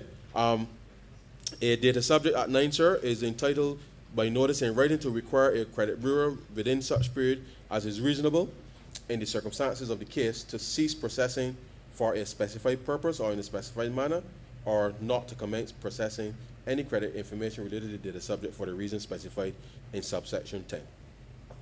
And the reasons that referred to in subsection 10 is that the data is inaccurate or misleading, the processing of the data or the processing for that purpose or in that manner is causing or likely to cause substantial damage or substantial distress to him or to another, and that the damage or distress is or would be unwarranted. And it says, goes on to say, sir, the credit bureau shall within 21 days of receiving the notice, hereinafter refer to this data subject notice, give the data subject a written response, A, stating that it has complied or intends to comply with the data subject notice, or B, stating its reasons for regarding the data subject notice as being unjustified and the extent, if any, to which it has compiled or intends to comply with the data subject notice. And 12, where the central bank is satisfied on the application of the data subject that the data subject notice, which appears to be justified, has not been complied with, the central bank may order the credit bureau to take such steps as the central bank deem appropriate to comply with the data subject notice. And these are important provisions, sir, because as I said earlier, we have to be active in this process, and the level to which we are active in this process will help the system to be accountable, make sure that the data obviously is and obviously there's responsibility for the credit information providers, and as I said, I mentioned some of the operational issues that may be resolved, which can be resolved within the context of the information that the credit information provider may give to a credit bureau. So those operational issues aside, obviously if there are other issues that persons are aware of, then they'll have to bring them to the attention, not just of the credit bureau, but certainly of the credit information provider as it relates to this process. Now, I make quick reference, sir, to clause 29, because we operate in a single market and a single economy. And oftentimes, even, and it's interesting, sir, because you have financial institutions in Barbados that operate across the region. And even though you have employees of the same financial institution operating across the region, even if those employees move from one region to the next, sir, it's as if they're completely new to the process, even though they're working for the same financial institution. So imagine, sir, you or I, who trying to earn a living, decide we can take up and go to another jurisdiction within the single market. It is as if we are starting fresh. And therefore, the issue of cross-border credit reporting is important, because if the single market and the single economy is going to work, sir, and work effectively, then the credit information that certainly, and all of the commercial banks for the most part, even though they're retreating, sir, they're operating across the region. And therefore, your credit report, sir, if you are desirous of moving to Antigua or Jamaica or Trinidad or any other part of the region, sir, you now have the capacity that if you took your family and you moved to another jurisdiction, sir, that the credit report that you have in Barbados would then go with you into that jurisdiction. That allows then the financial institutions in that jurisdiction to know who you are and your family, sir. So that and conversely, sir, technically, if you're a business, sir, and you are finding it difficult getting credit in Barbados, you can indeed provide your report to another institution operating in another space, because you're now able to look at your activity in Barbados, and you can then source financing, sir, from within the context of the region. And therefore, these are critical provisions that now makes life a little easier, I believe, for the ordinary citizen, certainly for the ordinary business in Barbados, and given the commitment, sir, that we have given certainly to providing more opportunities for Barbadians in the context of the sub-region in terms of CARICOM, sir, as well as other exposure. Beyond, sir, beyond just the sub-region, the ability for an entity, because of the ability to send reports cross-border, it really does change the financing environment, sir, at least from a legislative perspective, for business to be done in the country. And therefore, it just provides a framework, sir, within which information can be exchanged, and therefore greater access to, again, you're opening up, sir, access to credit. So if we're going to move our families physically to another jurisdiction, we can take our credit history with us and give to the financial institution there, because you have it. It is certified. And therefore, it makes it easier for Barbadians to move in the region. Businesses have the capacity, sir, to take that same credit information and provide to a financial institution outside of Barbados. And if they so desire, they can online, with respect to that subject, obviously, of course, to any specific foreign exchange. I'm only thinking of the OECS, subject to any foreign exchange provisions or regulations that they may have within the context of their financial institutions, to so do in respect of that. But as we seek to open up the space, sir, for financing and capital, as you know, we've committed as a sub-region to the movement of capital. I think the credit reporting provisions allow for that equally to take place as it relates to that. So the truth is, sir, there's a lot here to unpack, but I really believe that the mental shift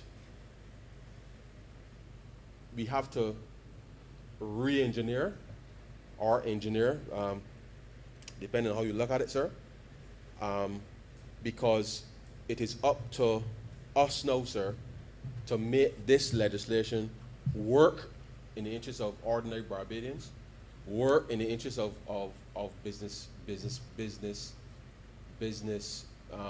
persons, small, medium, or large, sir, to be able to turn this now into an opportunity where we can expand our enterprise and to understand that the accessing of credit will no longer be limited, sir, to what you can get from in Barbados. And if you're certainly earning foreign exchange as an entity, then your ability, given that we have indeed liberalized the space with respect to allowing persons to hold foreign currency, if you are indeed earning that foreign currency in the way that you are, then the potential for you to be able to access credit from outside of Barbados and to be able to settle, obviously is there, such that we can see growth and expansion in the context of domestically. And furthermore, sir, if a company wishes to establish a jurisdiction or subsidiary, in the jurisdiction, a subsidiary in a jurisdiction within the context of the sub-region or otherwise, sir, this cross-border reporting is going to be critical as an element for allowing that to take place. And these, sir, are just some of the what I believe to be the important elements in respect of what is being done here, sir. I want to just very quickly, sir, given that we are talking about fair credit and understand the context in which we are operating. So whilst I've spent a lot of time, sir, on what technically people may refer to as the micro part of the discussion for which it is intended, this really has a macroeconomic is of macroeconomic significance, because the more credit that we can have accessible, sir, to a wide range of cross-section of individuals, industries, sectors, stakeholders, sir, within this, it then starts to galvanize and creates the conditions for growth. And I know that members of the last administration are particularly familiar with the tens of downgrades that they got because of their mismanagement of the Barbados economy. And for them, sir, this type of system will scare them. But it does not scare us, sir, because we have been committed to fiscal discipline. We have borrowed and financed our way through this process, sir, that is sustainable. And the extent to which we are able to drive the recovery and drive growth, sir, is where we have been focusing, sir, for the last 3.5 years in right-sizing and putting the necessary infrastructure in place for growth. The reality is, sir, that COVID has been a significant disruptor for a whole host of reasons. And the extent to which, on the macro level, we have had to borrow with respect to providing the range of public services that we've had to do. We've done so, sir, in the context that it is at the lowest possible interest rate, but not just that it is the lowest possible interest rate, sir. It is that the entities have had confidence, sir, in Barbados to borrow, to lend us the money. And the extent to which Barbados, sir, Barbados has gone through, in effect, sir, given we've done the debt restructuring, we've had to make adjustments because of COVID to the program, sir. Barbados has in effect been it's as if we've gone through the process, sir, of credit adjudication. And the stakeholders have given a thumbs up, sir, with respect to how this government has managed, not just in the pandemic, sir, but the structural reforms that we continue to execute, of which this is a part, sir, because at the end of the day, it is the unlocking of sustainable credit for the coconut vendor, sir, who might want to get a new truck, for the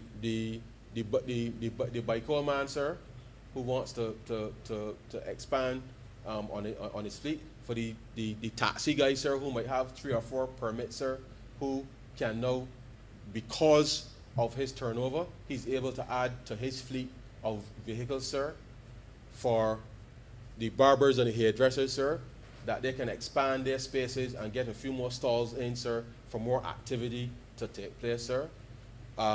For the fruit vendors, sir, in town, the vegetable vendors in town, sir, to be able to invest in the type of technology that allows them to be able to offer their services online and to move their businesses to a different level. Still vending, but move it to a different level, sir. That these are the nuts and bolts with respect to how we are going to build out a sustainable trajectory for accessing credit for small, medium, and even large businesses to be able to ensure that this Barbados economy, sir, can recover. So whilst I've been hearing, sir, a number of things regarding the level of debt that the country has taken on, sir, and trust me, sir, it was not something that we anticipated at the beginning of last year, because having met our targets up until the end of March last year, we were intending not to have to borrow before the end of the program, which is scheduled for March 2022. And I bring this point, I will bring this to a head, sir, on this particular point, because in much the same way, sir, as members of the public are members of the credit union movement, sir, Barbados is a member of the International Monetary Fund. And the truth is, sir, the International Monetary Fund is like a credit union. It really is. Because you put your monies in, sir, and you access as required, just like when you put your monies in the credit union, sir, and the credit union makes a small surplus, they will give you, sir, a little part of that surplus as dividends, which is what they do. Now, of course, you go to the International Monetary Fund for various things depending on if you have balance of payments or these issues. But I want to stress specifically, sir, because we're talking about that because we've had to respond, certainly in the last 6 months, sir, to a number of very key and pressing things, from the ash to the summer surge in COVID, sir, to the recapitalization of the NAS, as well as the response to Hurricane Elsa. That because of that demand, sir, for additional expenditure, which is completely, sir, unplanned, we've had to utilize in a according to the law, provisions that allows us to be able to access the monies that the International Monetary Fund, sir, made available for all countries to fight the pandemic. And I refer specifically, sir, to the allocation of SDRs, special drawing rights, which effectively, sir, is tantamount to the surplus that a credit union would make and would distribute to its members once you have the, you have the AGM and they will vote on that to distribute to its members. Now, obviously, because we passed so a couple of things happened, sir. You recall that we passed in the Central Bank Act that the only mechanism through which that the central bank can lend to government technically is in the context of a pandemic or some natural disaster, which is capped by 3% of GDP. Now, I'm saying all of this to say that there's been reference made to the government printing money. And I want the public to be aware that we took a conscious decision that whilst the SDR, sir, belongs to the government of Barbados, it's not the central bank, it belongs to the government. So the money has already been gone into the reserve, it belongs to the government. Because at this particular point in time with respect to the provisions, and I know that members will be aware that the BOSS program is coming to an end of December 31st of 2021, we took a decision based on what we saw in terms of some of the appetite in the domestic market. We took a decision that rather than just use the money directly to put a bond into the market, which the central bank will participate using the monies that we already have, sir, allow persons in the private sector to participate in that pandemic bond as a way, sir, to making our way back to normal provisioning with respect to credit and the credit markets. Because you would recall, sir, that since October of 2018, when we entered the extended funds facility and executed the program, that we have not issued, since those domestic bonds were restructured on that date, sir, that we have not issued any debt, any new debt, as the government of Barbados in that time. And therefore, we took an opportunity now, sir, to be able to say to the market, based on all of the reports that we have received from the International Monetary Fund, all of the reports that we've received from the credit rating agencies, that we will put this into the market as a way for us to be able to move back into a process whereby the government can resume, in a sense, its financing mechanism. And therefore, it is not by any stretch of the imagination, sir, by any stretch of the imagination, any printing of money in the way that the last government was that they were doing. It belongs to the government of Barbados as a member of the International Monetary Fund, just like if you are a member of the credit union declares a surplus, you get a little piece. So Barbados get piece, sir, Antigua get piece, Jamaica get piece, Trinidad get piece, everybody get piece, sir. And because of the way for us to get access the money, the way that the law was structured, this is the mechanism through which we've determined that we will do it, to ensure then that we are in a position to continue to respond to the public policy. And all of this, sir, all of this is happening because, one, we as Barbados, we advocated very strongly, sir, very strongly for the reallocation of the SDRs. We also did it as part of the response to the climate adaptation as part of COP26 as well. And we are continuing, sir, to press the case for small island developing states and the way that these things are financed. Yes, we have taken on some debt in the last 18 months that we did not expect that we would. We will continue, sir, to press that all the debt that is related to COVID, sir, or the credit that was extended to countries as it relates to COVID, that those credits be worked out over 30, 40, 50 years, sir, such that the recovery and the financing of those debts will have a minimal impact on the fiscal situation of countries. Because as we were responding, sir, to COVID, remember we had the ash fall, we had the hurricane, sir, and therefore along the way we know that there will continue to be bumps, and therefore we will continue to work with the international community, not just on behalf of Barbados, but certainly on behalf of small states even medium-sized states that are vulnerable, sir, vulnerable, that we will continue to advocate that all of the debt that was taken on because of COVID, that those be worked out over a longer period, such that as we resume normal activity, that it wouldn't create a debt overhang. These are the discussions that are taking place. They are multifaceted, sir, multifaceted discussions.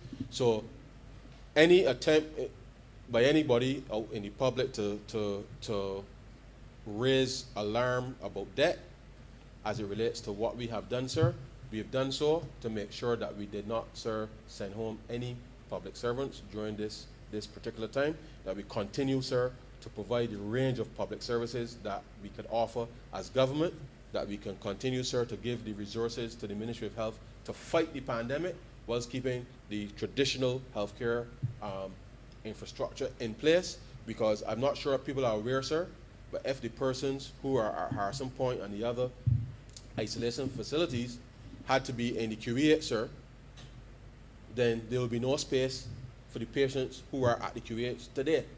And therefore, this policy decision, sir, had to be made on that, and we made a decision, and we stand by those decisions, sir.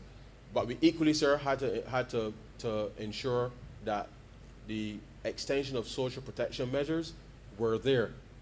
And I say that in the context of this bill, sir, because people only extend credit to you, sir, at concessional rates when they are confident, sir, confident that you will repay. And we are having these substantive discussions. I again, sir, invite persons to read the fiscal framework, to read the midterm report, to read the IMF reviews staff report, sir, to read all of the reports, sir, because there's nothing that is being said that we have not addressed. And I know that as we enter the season, sir, as we enter the season, people will wish to become relevant in this season.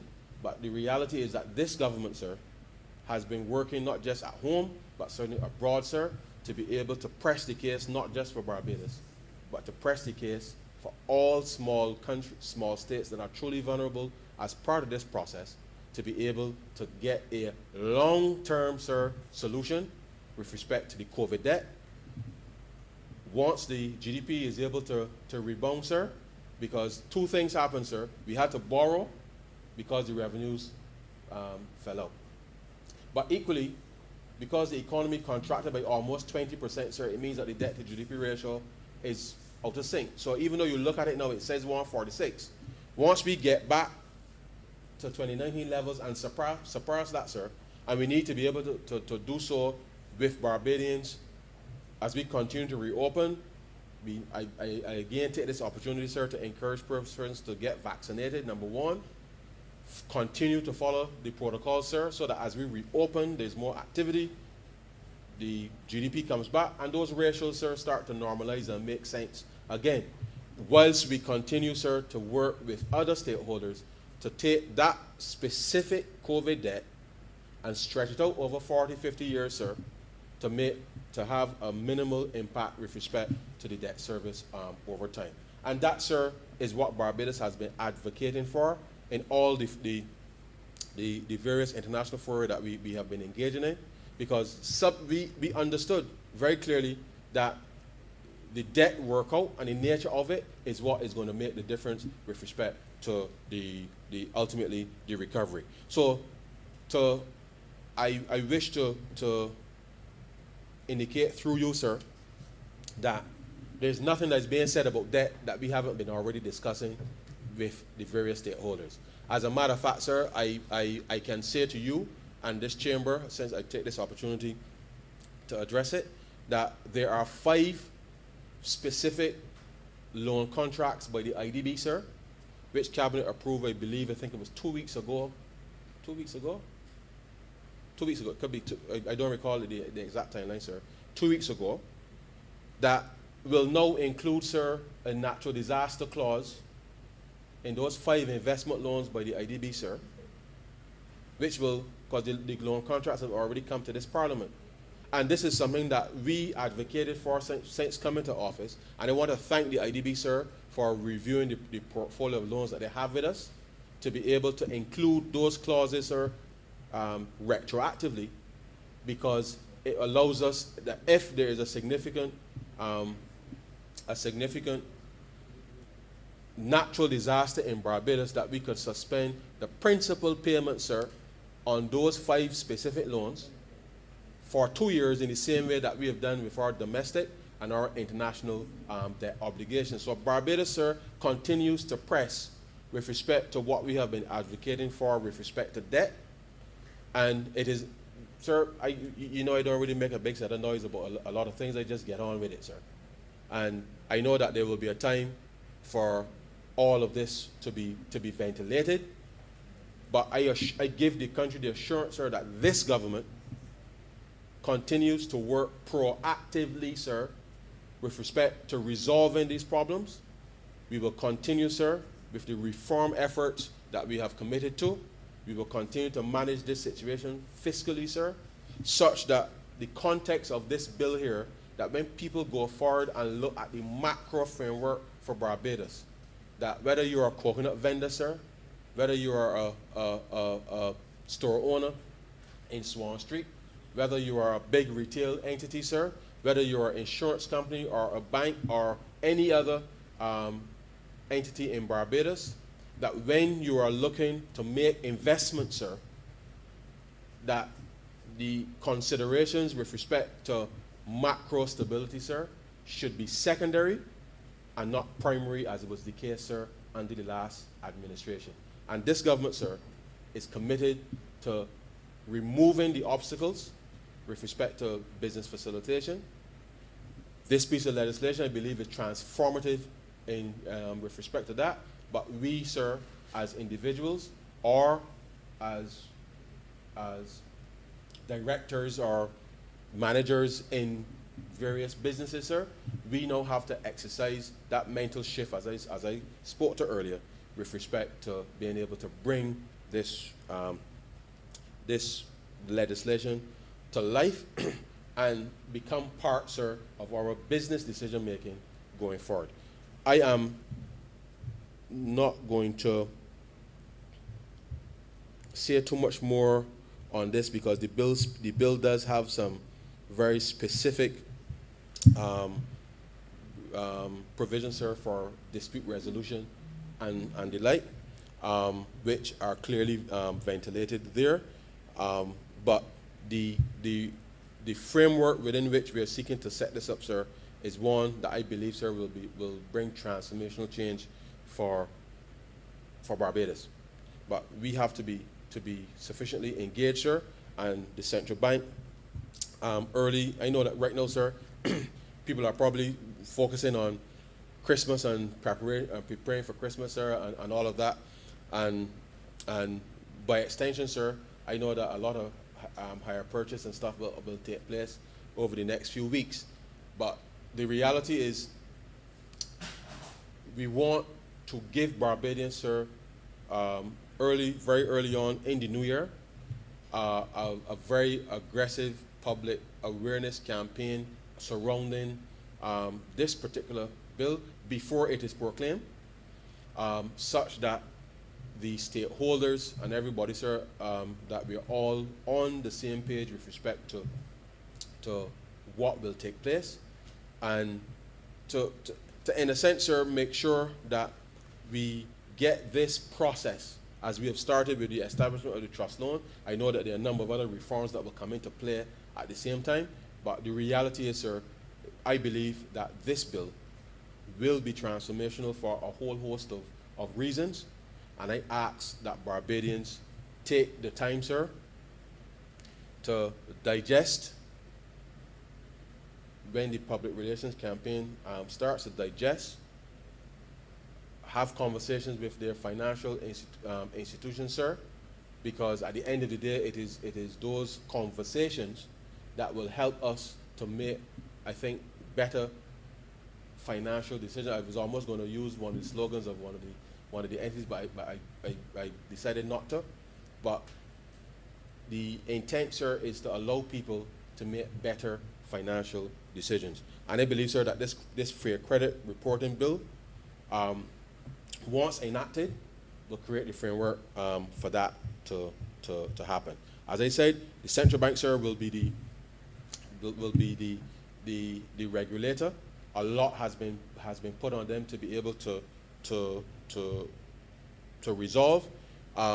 There is reference to a tribunal, which, as you are aware, sir, the Financial Services Tribunal is to be established, but that's almost ready, sir, which will govern a whole, not just the payment side, this particular aspect, as well as market conduct issues as it relates to financial institutions in general. I do know, sir, that there is an element of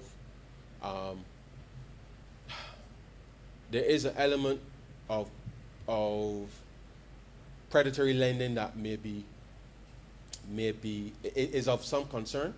I believe that the provision of this type of information, as well as the enhancement of the services that the Financial Literacy Bureau is already rolling out, will help to mitigate some of that, so that we can make sure that persons can make the best decisions possible. And so, sir, I want to thank you for the opportunity to raise this bill, and to say to all Barbadians that we can make this happen if we are prepared, sir, to participate in our own financial success with the discipline to monitor. We will, as government, we will put the systems in place, sir, to make sure that it can be as easy as possible. But by the same token, sir, we must actively participate in that wealth management. And so, sir, I beg, with those few words, I beg to move that this bill be read a second time. I'm obliged to you.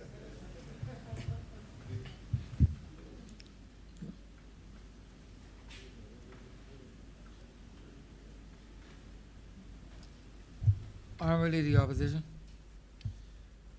Thank you very much, Mr. Speaker. Methinks, Mr. Speaker, that the honorable gentleman who just took his seat doth protest too much. He refers to an approaching season and the desire on the part of some to stay relevant because of an approaching season. The season I have in mind that is imminent is Christmas. It's Christmas. I don't know that any of us here needs to seek to stay relevant at this time of year, because we all have family, friends. We are part of a good-natured community. We share with each other. We celebrate the same blessings under God. So I don't know that any of us needs to make any extra special effort to stay relevant at the season of Christmas. So my inclination was to think he had in mind some other season, which he knows, apparently, to be imminent, and that it will be the need on the part of some to try and stay relevant in here and outside of here, on the ground where it matters. Mr. Speaker, yes, if debt is properly handled and managed, it can help to induce growth or conduce to growth if your borrowings are prudent, timely, and properly managed. And it would seem to me that the subject of debt causes a bit of nervousness for this government. They talk a lot about reserves. They talk a lot about capacity to repay. They talk a lot about the confidence out there in the market on the part of creditors and investors. But yet they seem to be uncomfortable with the discussion on the business of debt. Seems to stick in the political craw of the government. So yes, we do agree that debt, as the honorable member who last spoke raised the issue, once managed properly, can conduce to growth. Yes, it is true that we can obtain credit, especially at the institutional level, at the very low rate of interest, 1% or less. And yes, it is true that there's a willingness on the part of other institutional lenders to give us credit because we are under the strictures of an IMF program. And it is in that context, an extended facility program, that others find a measure of confidence that they can lend to us loans which are attached, critically so, to policy initiatives. So all of that is true. But they know that at the end of the day, because we are under this IMF program, we have to repay.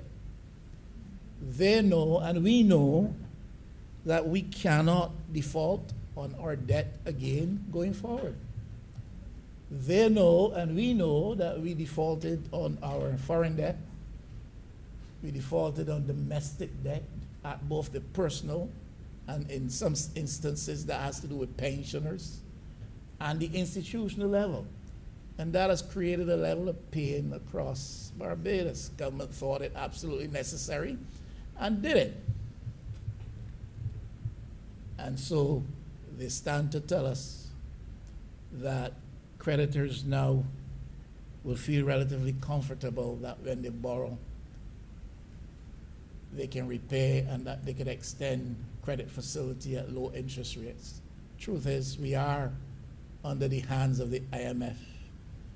And whether we shout it loudly or whisper it with some measure of confidence, at the end of the day, we have to repay that which we borrow, because we dare not even consider the business of defaulting again, at least not on our foreign debt, and certainly not on any domestic debt before the season comes, whatever season that might be. But, Mr. Speaker, in the absence of growth, and I certainly for one will continue to maintain, in the absence of a clear strategy for growth, and in the absence of indicators of any positive growth, don't make us refer to numbers that you hear today, because they speak with reference to what obtained in the last period under reference. Yeah. And if you're coming from down 40 feet and you've come up 20 feet, you're still 20 feet down below. And that has to be understood. The point we're making here, in the absence of definitive plans for strategic growth action and growth initiatives, question will always remain and has not yet been answered. How do you repay? And at what price do we mortgage the future of our children, those who come behind us? And when you do repay, and especially if you're not generating enough, and when you're faced with the strain and stress of repaying, what are the implications for the ability of the state to provide public services and social service benefits to which the state is committed by long-established policy and under law? These questions are serious questions. When faced, therefore, with the challenges that arise out of that kind of a scenario, high and mountain debt, low or non-existent growth, you have to repay because you can't default.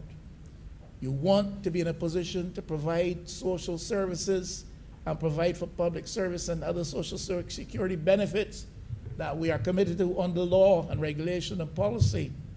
Then you have to resort to liens on the NIS, as we have done in the past. You have to resort to liens on the Central Bank of Barbados, as we're doing now or are proposing to do. And you can describe it in whatever terms you want, but at the end of the day, you're making recourse to central bank financing in a challenging situation. Enough on that. The honorable member raised it, so I just thought, Mr. Speaker, I would make a little bit of response. Now, the honorable member for Christchurch, East Central, says that this fair credit bill before us is intended to enhance the architecture around business in Barbados. And that is absolutely necessary. And one of the deficiencies in our economic architecture is the lack of proper, robust, fair credit mechanisms that will help with the business transactions involving not only individuals, but institutions as well. So I do agree that a legislative initiative like this, if properly managed, properly structured, and then properly implemented, can serve to enhance the data sharing architecture around business in Barbados at the level of the individual, level of businesses. Because in truth, the economy works substantially so on credit and access to capital, which individuals or businesses may not have at hand. And if they're to be viable in their ventures, then they must have access to capital by means of credit, because the economy works substantially so on that. There are very few people who have legitimately acquired a property, built a home, without having to make recourse to credit. I believe even persons of your ilk, Mr. Speaker, would have found it necessary to make recourse to credit facilities with respect to ownership of property and perhaps ownership with the development of business. So even persons of your means and stature, of your ilk, persons of far less stature, as myself, have had to do the same. So the economy functions like that, on largely so on credit transactions. And Mr. Speaker, we know in the context of Barbados, if you do not have the facilitating mechanisms, properly so the regulatory mechanisms, to make sure that credit transactions and stuff like that are properly handled, then some people are significantly disadvantaged. And the facilities which ought to be available to them are not necessarily so available. The big boys, Mr. Speaker, can pick up a phone and make a phone call. You can't do that. I can't do that. The big boys can pick up a telephone and make a phone call and get it done. The big boys can drop a name and get it done. You and I can't do that. And so pieces of regulatory architecture such as this would help to create better so a context in which necessary transactions can go down in the interest of the economy, in the interest of the country, and in the interest of individuals, in the interest of business. From that perspective, I would want to be supportive of the initiative to create the kind of environment in which credit transactions take place with a higher level of integrity and with a higher level of fairness. Now, Mr. Speaker, I don't want to be mischievous, and I really do hope that the honorable member will and is in a position to speak to us on this particular matter, because at clause 2 of the bill, Mr. Speaker, which is the interpretation section of the bill, and interpretation section of the bill at clause 2 on page 14 for ease of reference refers to sensitive personal information, and is suggestive of the fact that credit reports should not include certain sensitive personal information, and personal information on the interpretation clause of this refers to the subjects the person being reported on, racial or ethnic origin, persons' political opinions, understandably so, religious beliefs or other beliefs of a similar nature, understandably so. Membership of a political body should not be part of the content of the reporting. Membership of a trade union, we all understand that. Genetic data, biometric data, physical or mental health condition, or a criminal record, strangely enough. But the one I want to question is mention of sexual orientation or sex life. Because for the life of me, I can't figure out why that makes its way into this. I really can't, except that it constitutes part of a pattern. I can't imagine why it makes its way into this. Now that is at page 14, and that is at clause 2 of page 14. And I would really sincerely wish that the honorable member would explain to us, if he can, why is it necessary to put that in there, unless, Mr. Speaker, you can laugh if you want, but my concern is that it is finding it's a phrasing which seems to denote some characteristic of behavior or of humanity in these days that is finding its way into important pieces of legislation brought to this House. Mr. Speaker, it is in the welcome stamp legislation, you know. It is in the anti-discrimination legislation with reference to employment and job opportunity. It is in there, you know. It is in the charter that just came to this Parliament a couple of weeks ago, Mr. Speaker. And here it is again, and I have to wonder if it constitutes part of a pattern that signals something for us. Now, anyone here who wants to can laugh. Can laugh at that, can laugh at me. I've been laughed at before, and worse has been done to me. But I have to wonder if this constitutes part. Why in the world does this find itself in this piece of legislation? Is there a pattern emerging in Barbados where in every important, significant piece of legislation, and one wonders what is going to happen when we start to formulate a new constitution in Barbados? Is that going to be the case? Now on page 32, Mr. Speaker, which is clause 19, and it speaks specifically to the fact that sensitive information, and that sensitive information is characterized or given substantive expression to in clause 2, the interpretation clause, but in clause 19 on page 32, again it specifies much more so in detail that when you're reporting on people, there's certain things that should not be included in the report. And here it is, sensitive personal information, and as I just pointed out, you know what is captured in there.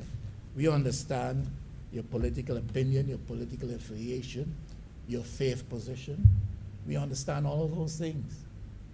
But what sexual orientation, sex life, what in the world, how does that find its way in there? If we have a concern, why aren't we simply saying gender, even in an age when that is a topic now, which is very much subject to question and to change from day to day? I hope and I wish the honorable member who presented this bill can respond to that. I was reading this bill in the early hours this morning, and this thing hit me. Mr. Speaker, at 3 o'clock, you should be sleeping soundly, but you have to read bills and prepare for Parliament. If you get notice late, you have to be reading very late. And when you hit these things, if you're not fully awake, it brings you fully awake, I assure you. Because I don't know, they can laugh, but explain to Barbadians out there why something like that isn't here. And if you put it in the context of what we have been seeing in recent weeks and months, is there a pattern emerging with respect to the build-out of new legislation in Barbados to incorporate lifestyles and to incorporate legislatively held positions on issues which themselves may be in contrast and contradiction to other existing pieces of legislation. Well, we look forward to the explanation.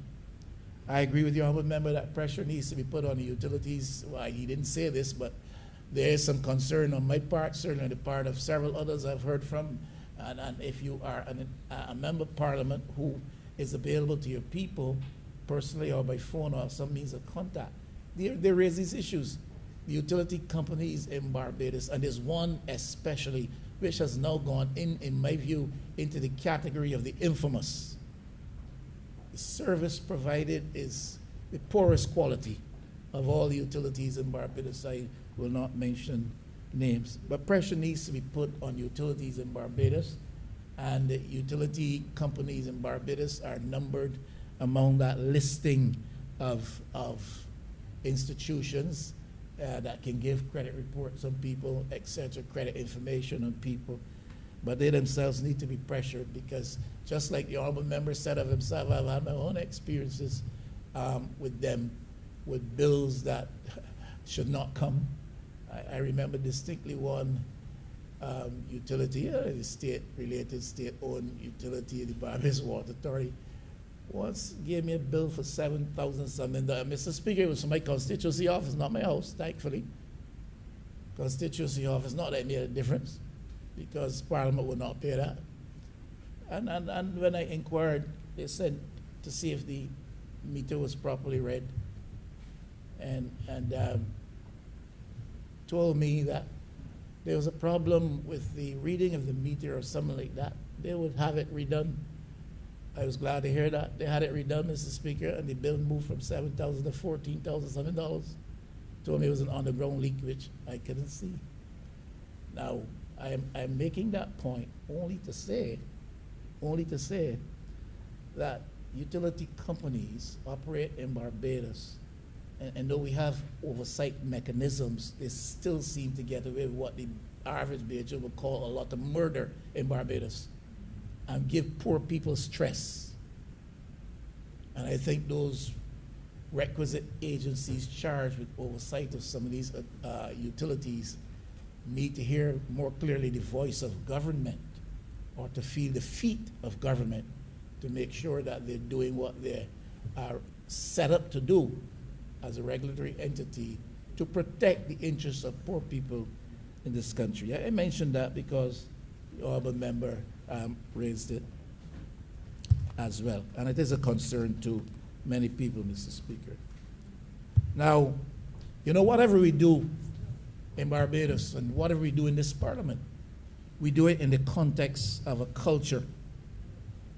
And I heard the honorable member give the assurance to Barbados today, to this Parliament, that when you engage in your credit transactions, nobody will know. Information will not go here, it will not go there, and nobody will know. And I thought to myself, the young man is absolutely deluded. He's quite honorable, but I think perhaps with reference to some of these things, he may be a bit youthful and inexperienced. The truth of the matter is, there's hardly anything about you, about me, that half of Barbados does not know or will not hear. Sometimes those things said or written or documented are not necessarily true. But the point I'm making is that information gets around. Whatever we do in a culture. Now, we can do things to improve the situation, and hopefully this legislation will achieve the objective of improving the situation. Yet, that notwithstanding, I think it is a bit extreme to suggest that nobody will know. What we do, we do in a culture, the context of a culture. I say that to say that privacy is absolutely critical and essential. We can set up legislation like this and be very well intentioned, have the best of motivation. But you see this thing of privacy, I believe that we need to be better as a society as a national community with how we handle matters which fall under that kind of an umbrella of privacy, and then when there are breaches, how we treat to those breaches. Privacy is a critical component. It seriously is a challenge, particularly so, Mr. Speaker, in a culture which is a small context culture like ours. Small context, we don't live in a large land mass space. We live in a small context culture. Institutions for us perhaps might seem to be many. Comparative terms, a few institutions. There's connectivity. The whole business of commonly shared directorship positions and stuff like that. All of these things are obtained still in Barbados today, Mr. Speaker. The politics comes into it. Hey, the politics comes into it too. That is a strong dynamic in the culture. And if you happen to be on the wrong side and you have an issue, trust me, that information gets to the other side. That is the Barbados, the world in which we live. What we do in a particular cultural context, and we have got to be aware of that and try as far as possible to minimize the potential for serious damage and breaches. We live in a highly competitive environment. People share information to acquire advantage. Everybody knows somebody else, his family to somebody else. That's Barbados. So don't let us walk off and delude ourselves into thinking that it will not be shared, it will not be known. It will be, and sometimes it is intentionally done so, either to acquire advantage or to do mischief or damage or harm to somebody. I believe, Mr. Speaker, that the penalty applying to breaches of privacy within the context of this legislation should be significant and severe.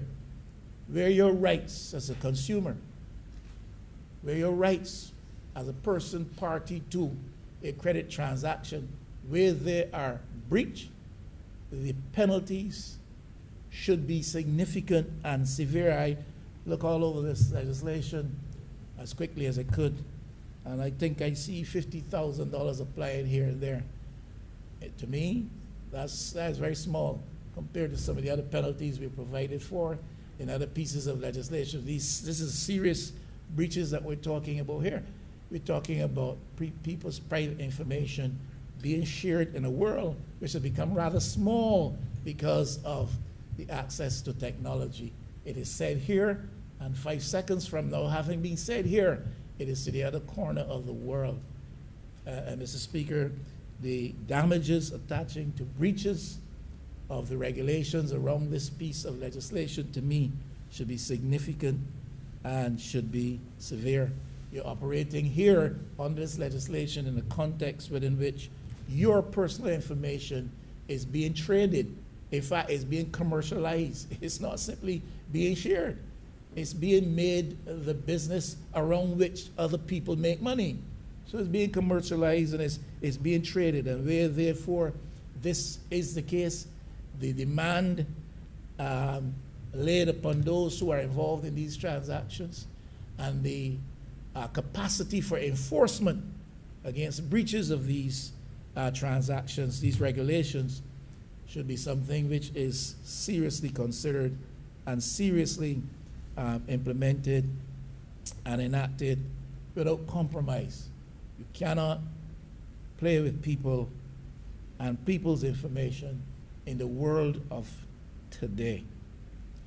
Now, there's a growing credit card culture, and I don't know exactly where we are as a people with reference to this. Don't know how the government sees this, but my sense, standing from the distance, is this growing culture of credit and card debt.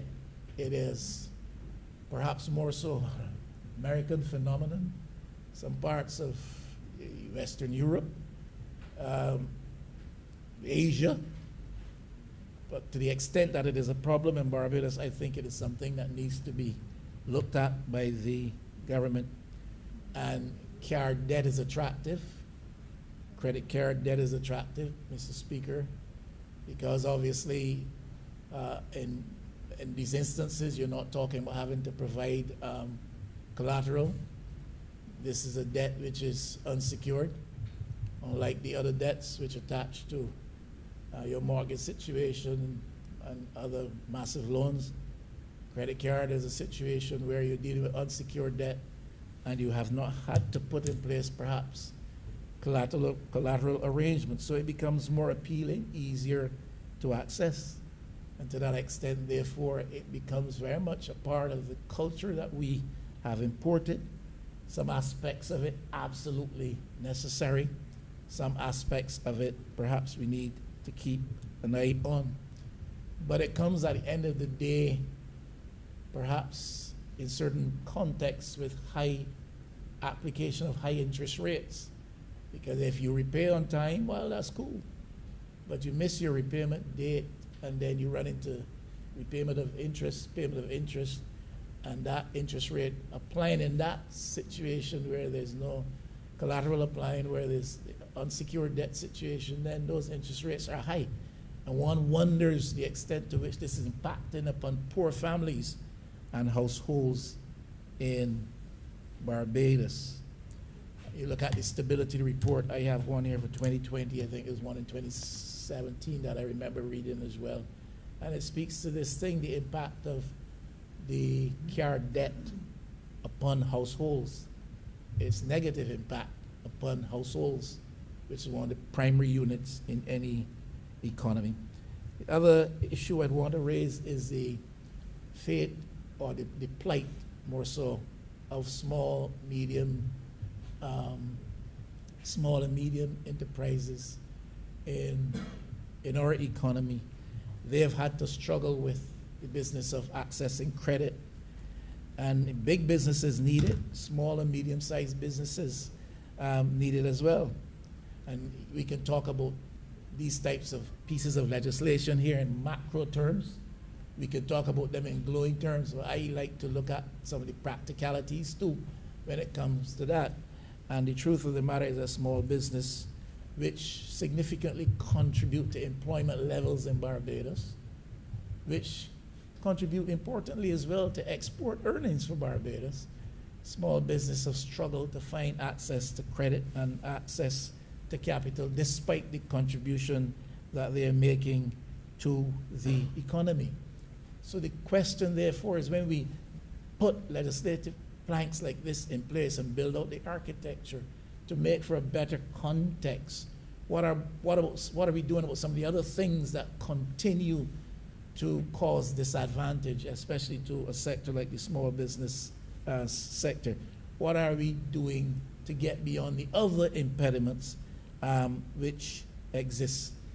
We can say that part of the problem lies inherently with some of these businesses themselves, because they have poor management practices, they have poor financial recording and data collection practices. But what are we doing as a state, as a government, as economy and the parliament to make sure that we can help to treat to some of these impediments if we really want to enhance the context in which this economy operates? Recognize the tremendous contribution of small businesses, and what are we doing therefore to help with the challenges that they face and to help them to get beyond some of those impediments that retard their progress. The minister himself in the presentation referred to the fact that sometimes the financial products offered by lending institutions are not appealing and not attractive. And therefore they have people, individuals again, and small businesses at a disadvantage. If it is not attractive and appealing, then I can't go into it. If it's not attractive and appealing, I feel forced to go into it, then it serves disadvantage to me, an impediment to my business, and the likelihood that greater levels of failure than that of success, than those of success, will attend my business. We need to do more to address the bureaucratic challenges that exist in the level of economy that stifle the development of small businesses. It is good to do this, but what about the other things that stifle that? Barbados is still, well, up until last time I checked, 150 something out of 119 countries in terms of our rating on doing business. And that is high, and that's a poor record, and that's a poor status to hold 152 of 190 countries considered for ease of doing business, and involved in that whole business, that whole matter of lack of ease in doing business is what happens with the life and the viability of small and medium-sized enterprises in Barbados. So we need to treat to them to help in a more macro frame the entire economy of Barbados. And I'm saying all these things simply to say this bill itself may be good in several respects, then there is still more that we need to do. Now, I would hope that the Honorable Minister also can clarify for us a little bit more. He did say one, two things, but he didn't spend a lot of time. The significant rights which this piece of legislation will confer on those involved, especially consumers in these credit transactions. They refer to as data subjects. So the data subjects' rights of access and correction, some of them are listed on page 41 and clause 27. And I really would like to hear him clarify a little bit more on these matters, because people have to understand without doubt what their rights are. And when those rights are infringed, people have to understand what is the recourse available to them and what are the penalties to be meted out to those who cause the breach or breaches. The right to know if your information is used against you from a credit report, is that fully captured in here? I have to admit I didn't have time to read through all of this, but is that fully captured in there, that right for you to know if information is used against you, if you have a right to what they call a file disclosure, if there is an what is called an adverse action taken against you based on these reports. I think the minister did make it fairly clear we have a right to know what our credit score is and what has impacted or affected that credit score in a negative fashion. We have a right to dispute information which is shared concerning ourselves, and we should be able to take action legally for misuse or inaccuracies with respect to that information.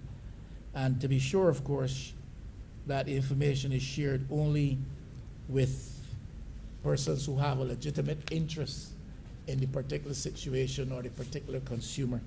So I would really like for him to, if he can, elaborate a bit on, he did make reference to rights, but elaborate and give a little bit more clarity to what those rights may be. I encourage him not to let the discussion on debt trouble him over much, such that he loses his sleep.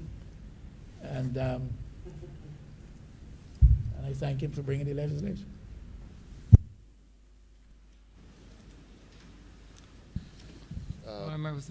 Mr. Speaker, I beg to move that we take our lunch break and therefore suspend and return at 2:15. Is that fine favor with His Honor? Yes. So, beg to move that we suspend until 2:15. The question is that this honorable chamber be suspended for lunch until 2:15 p.m. All those honorable members in favor, please say aye. Aye. Those against, please say no. We think the ayes have it. This honorable chamber stands suspended until 2:15 p.m.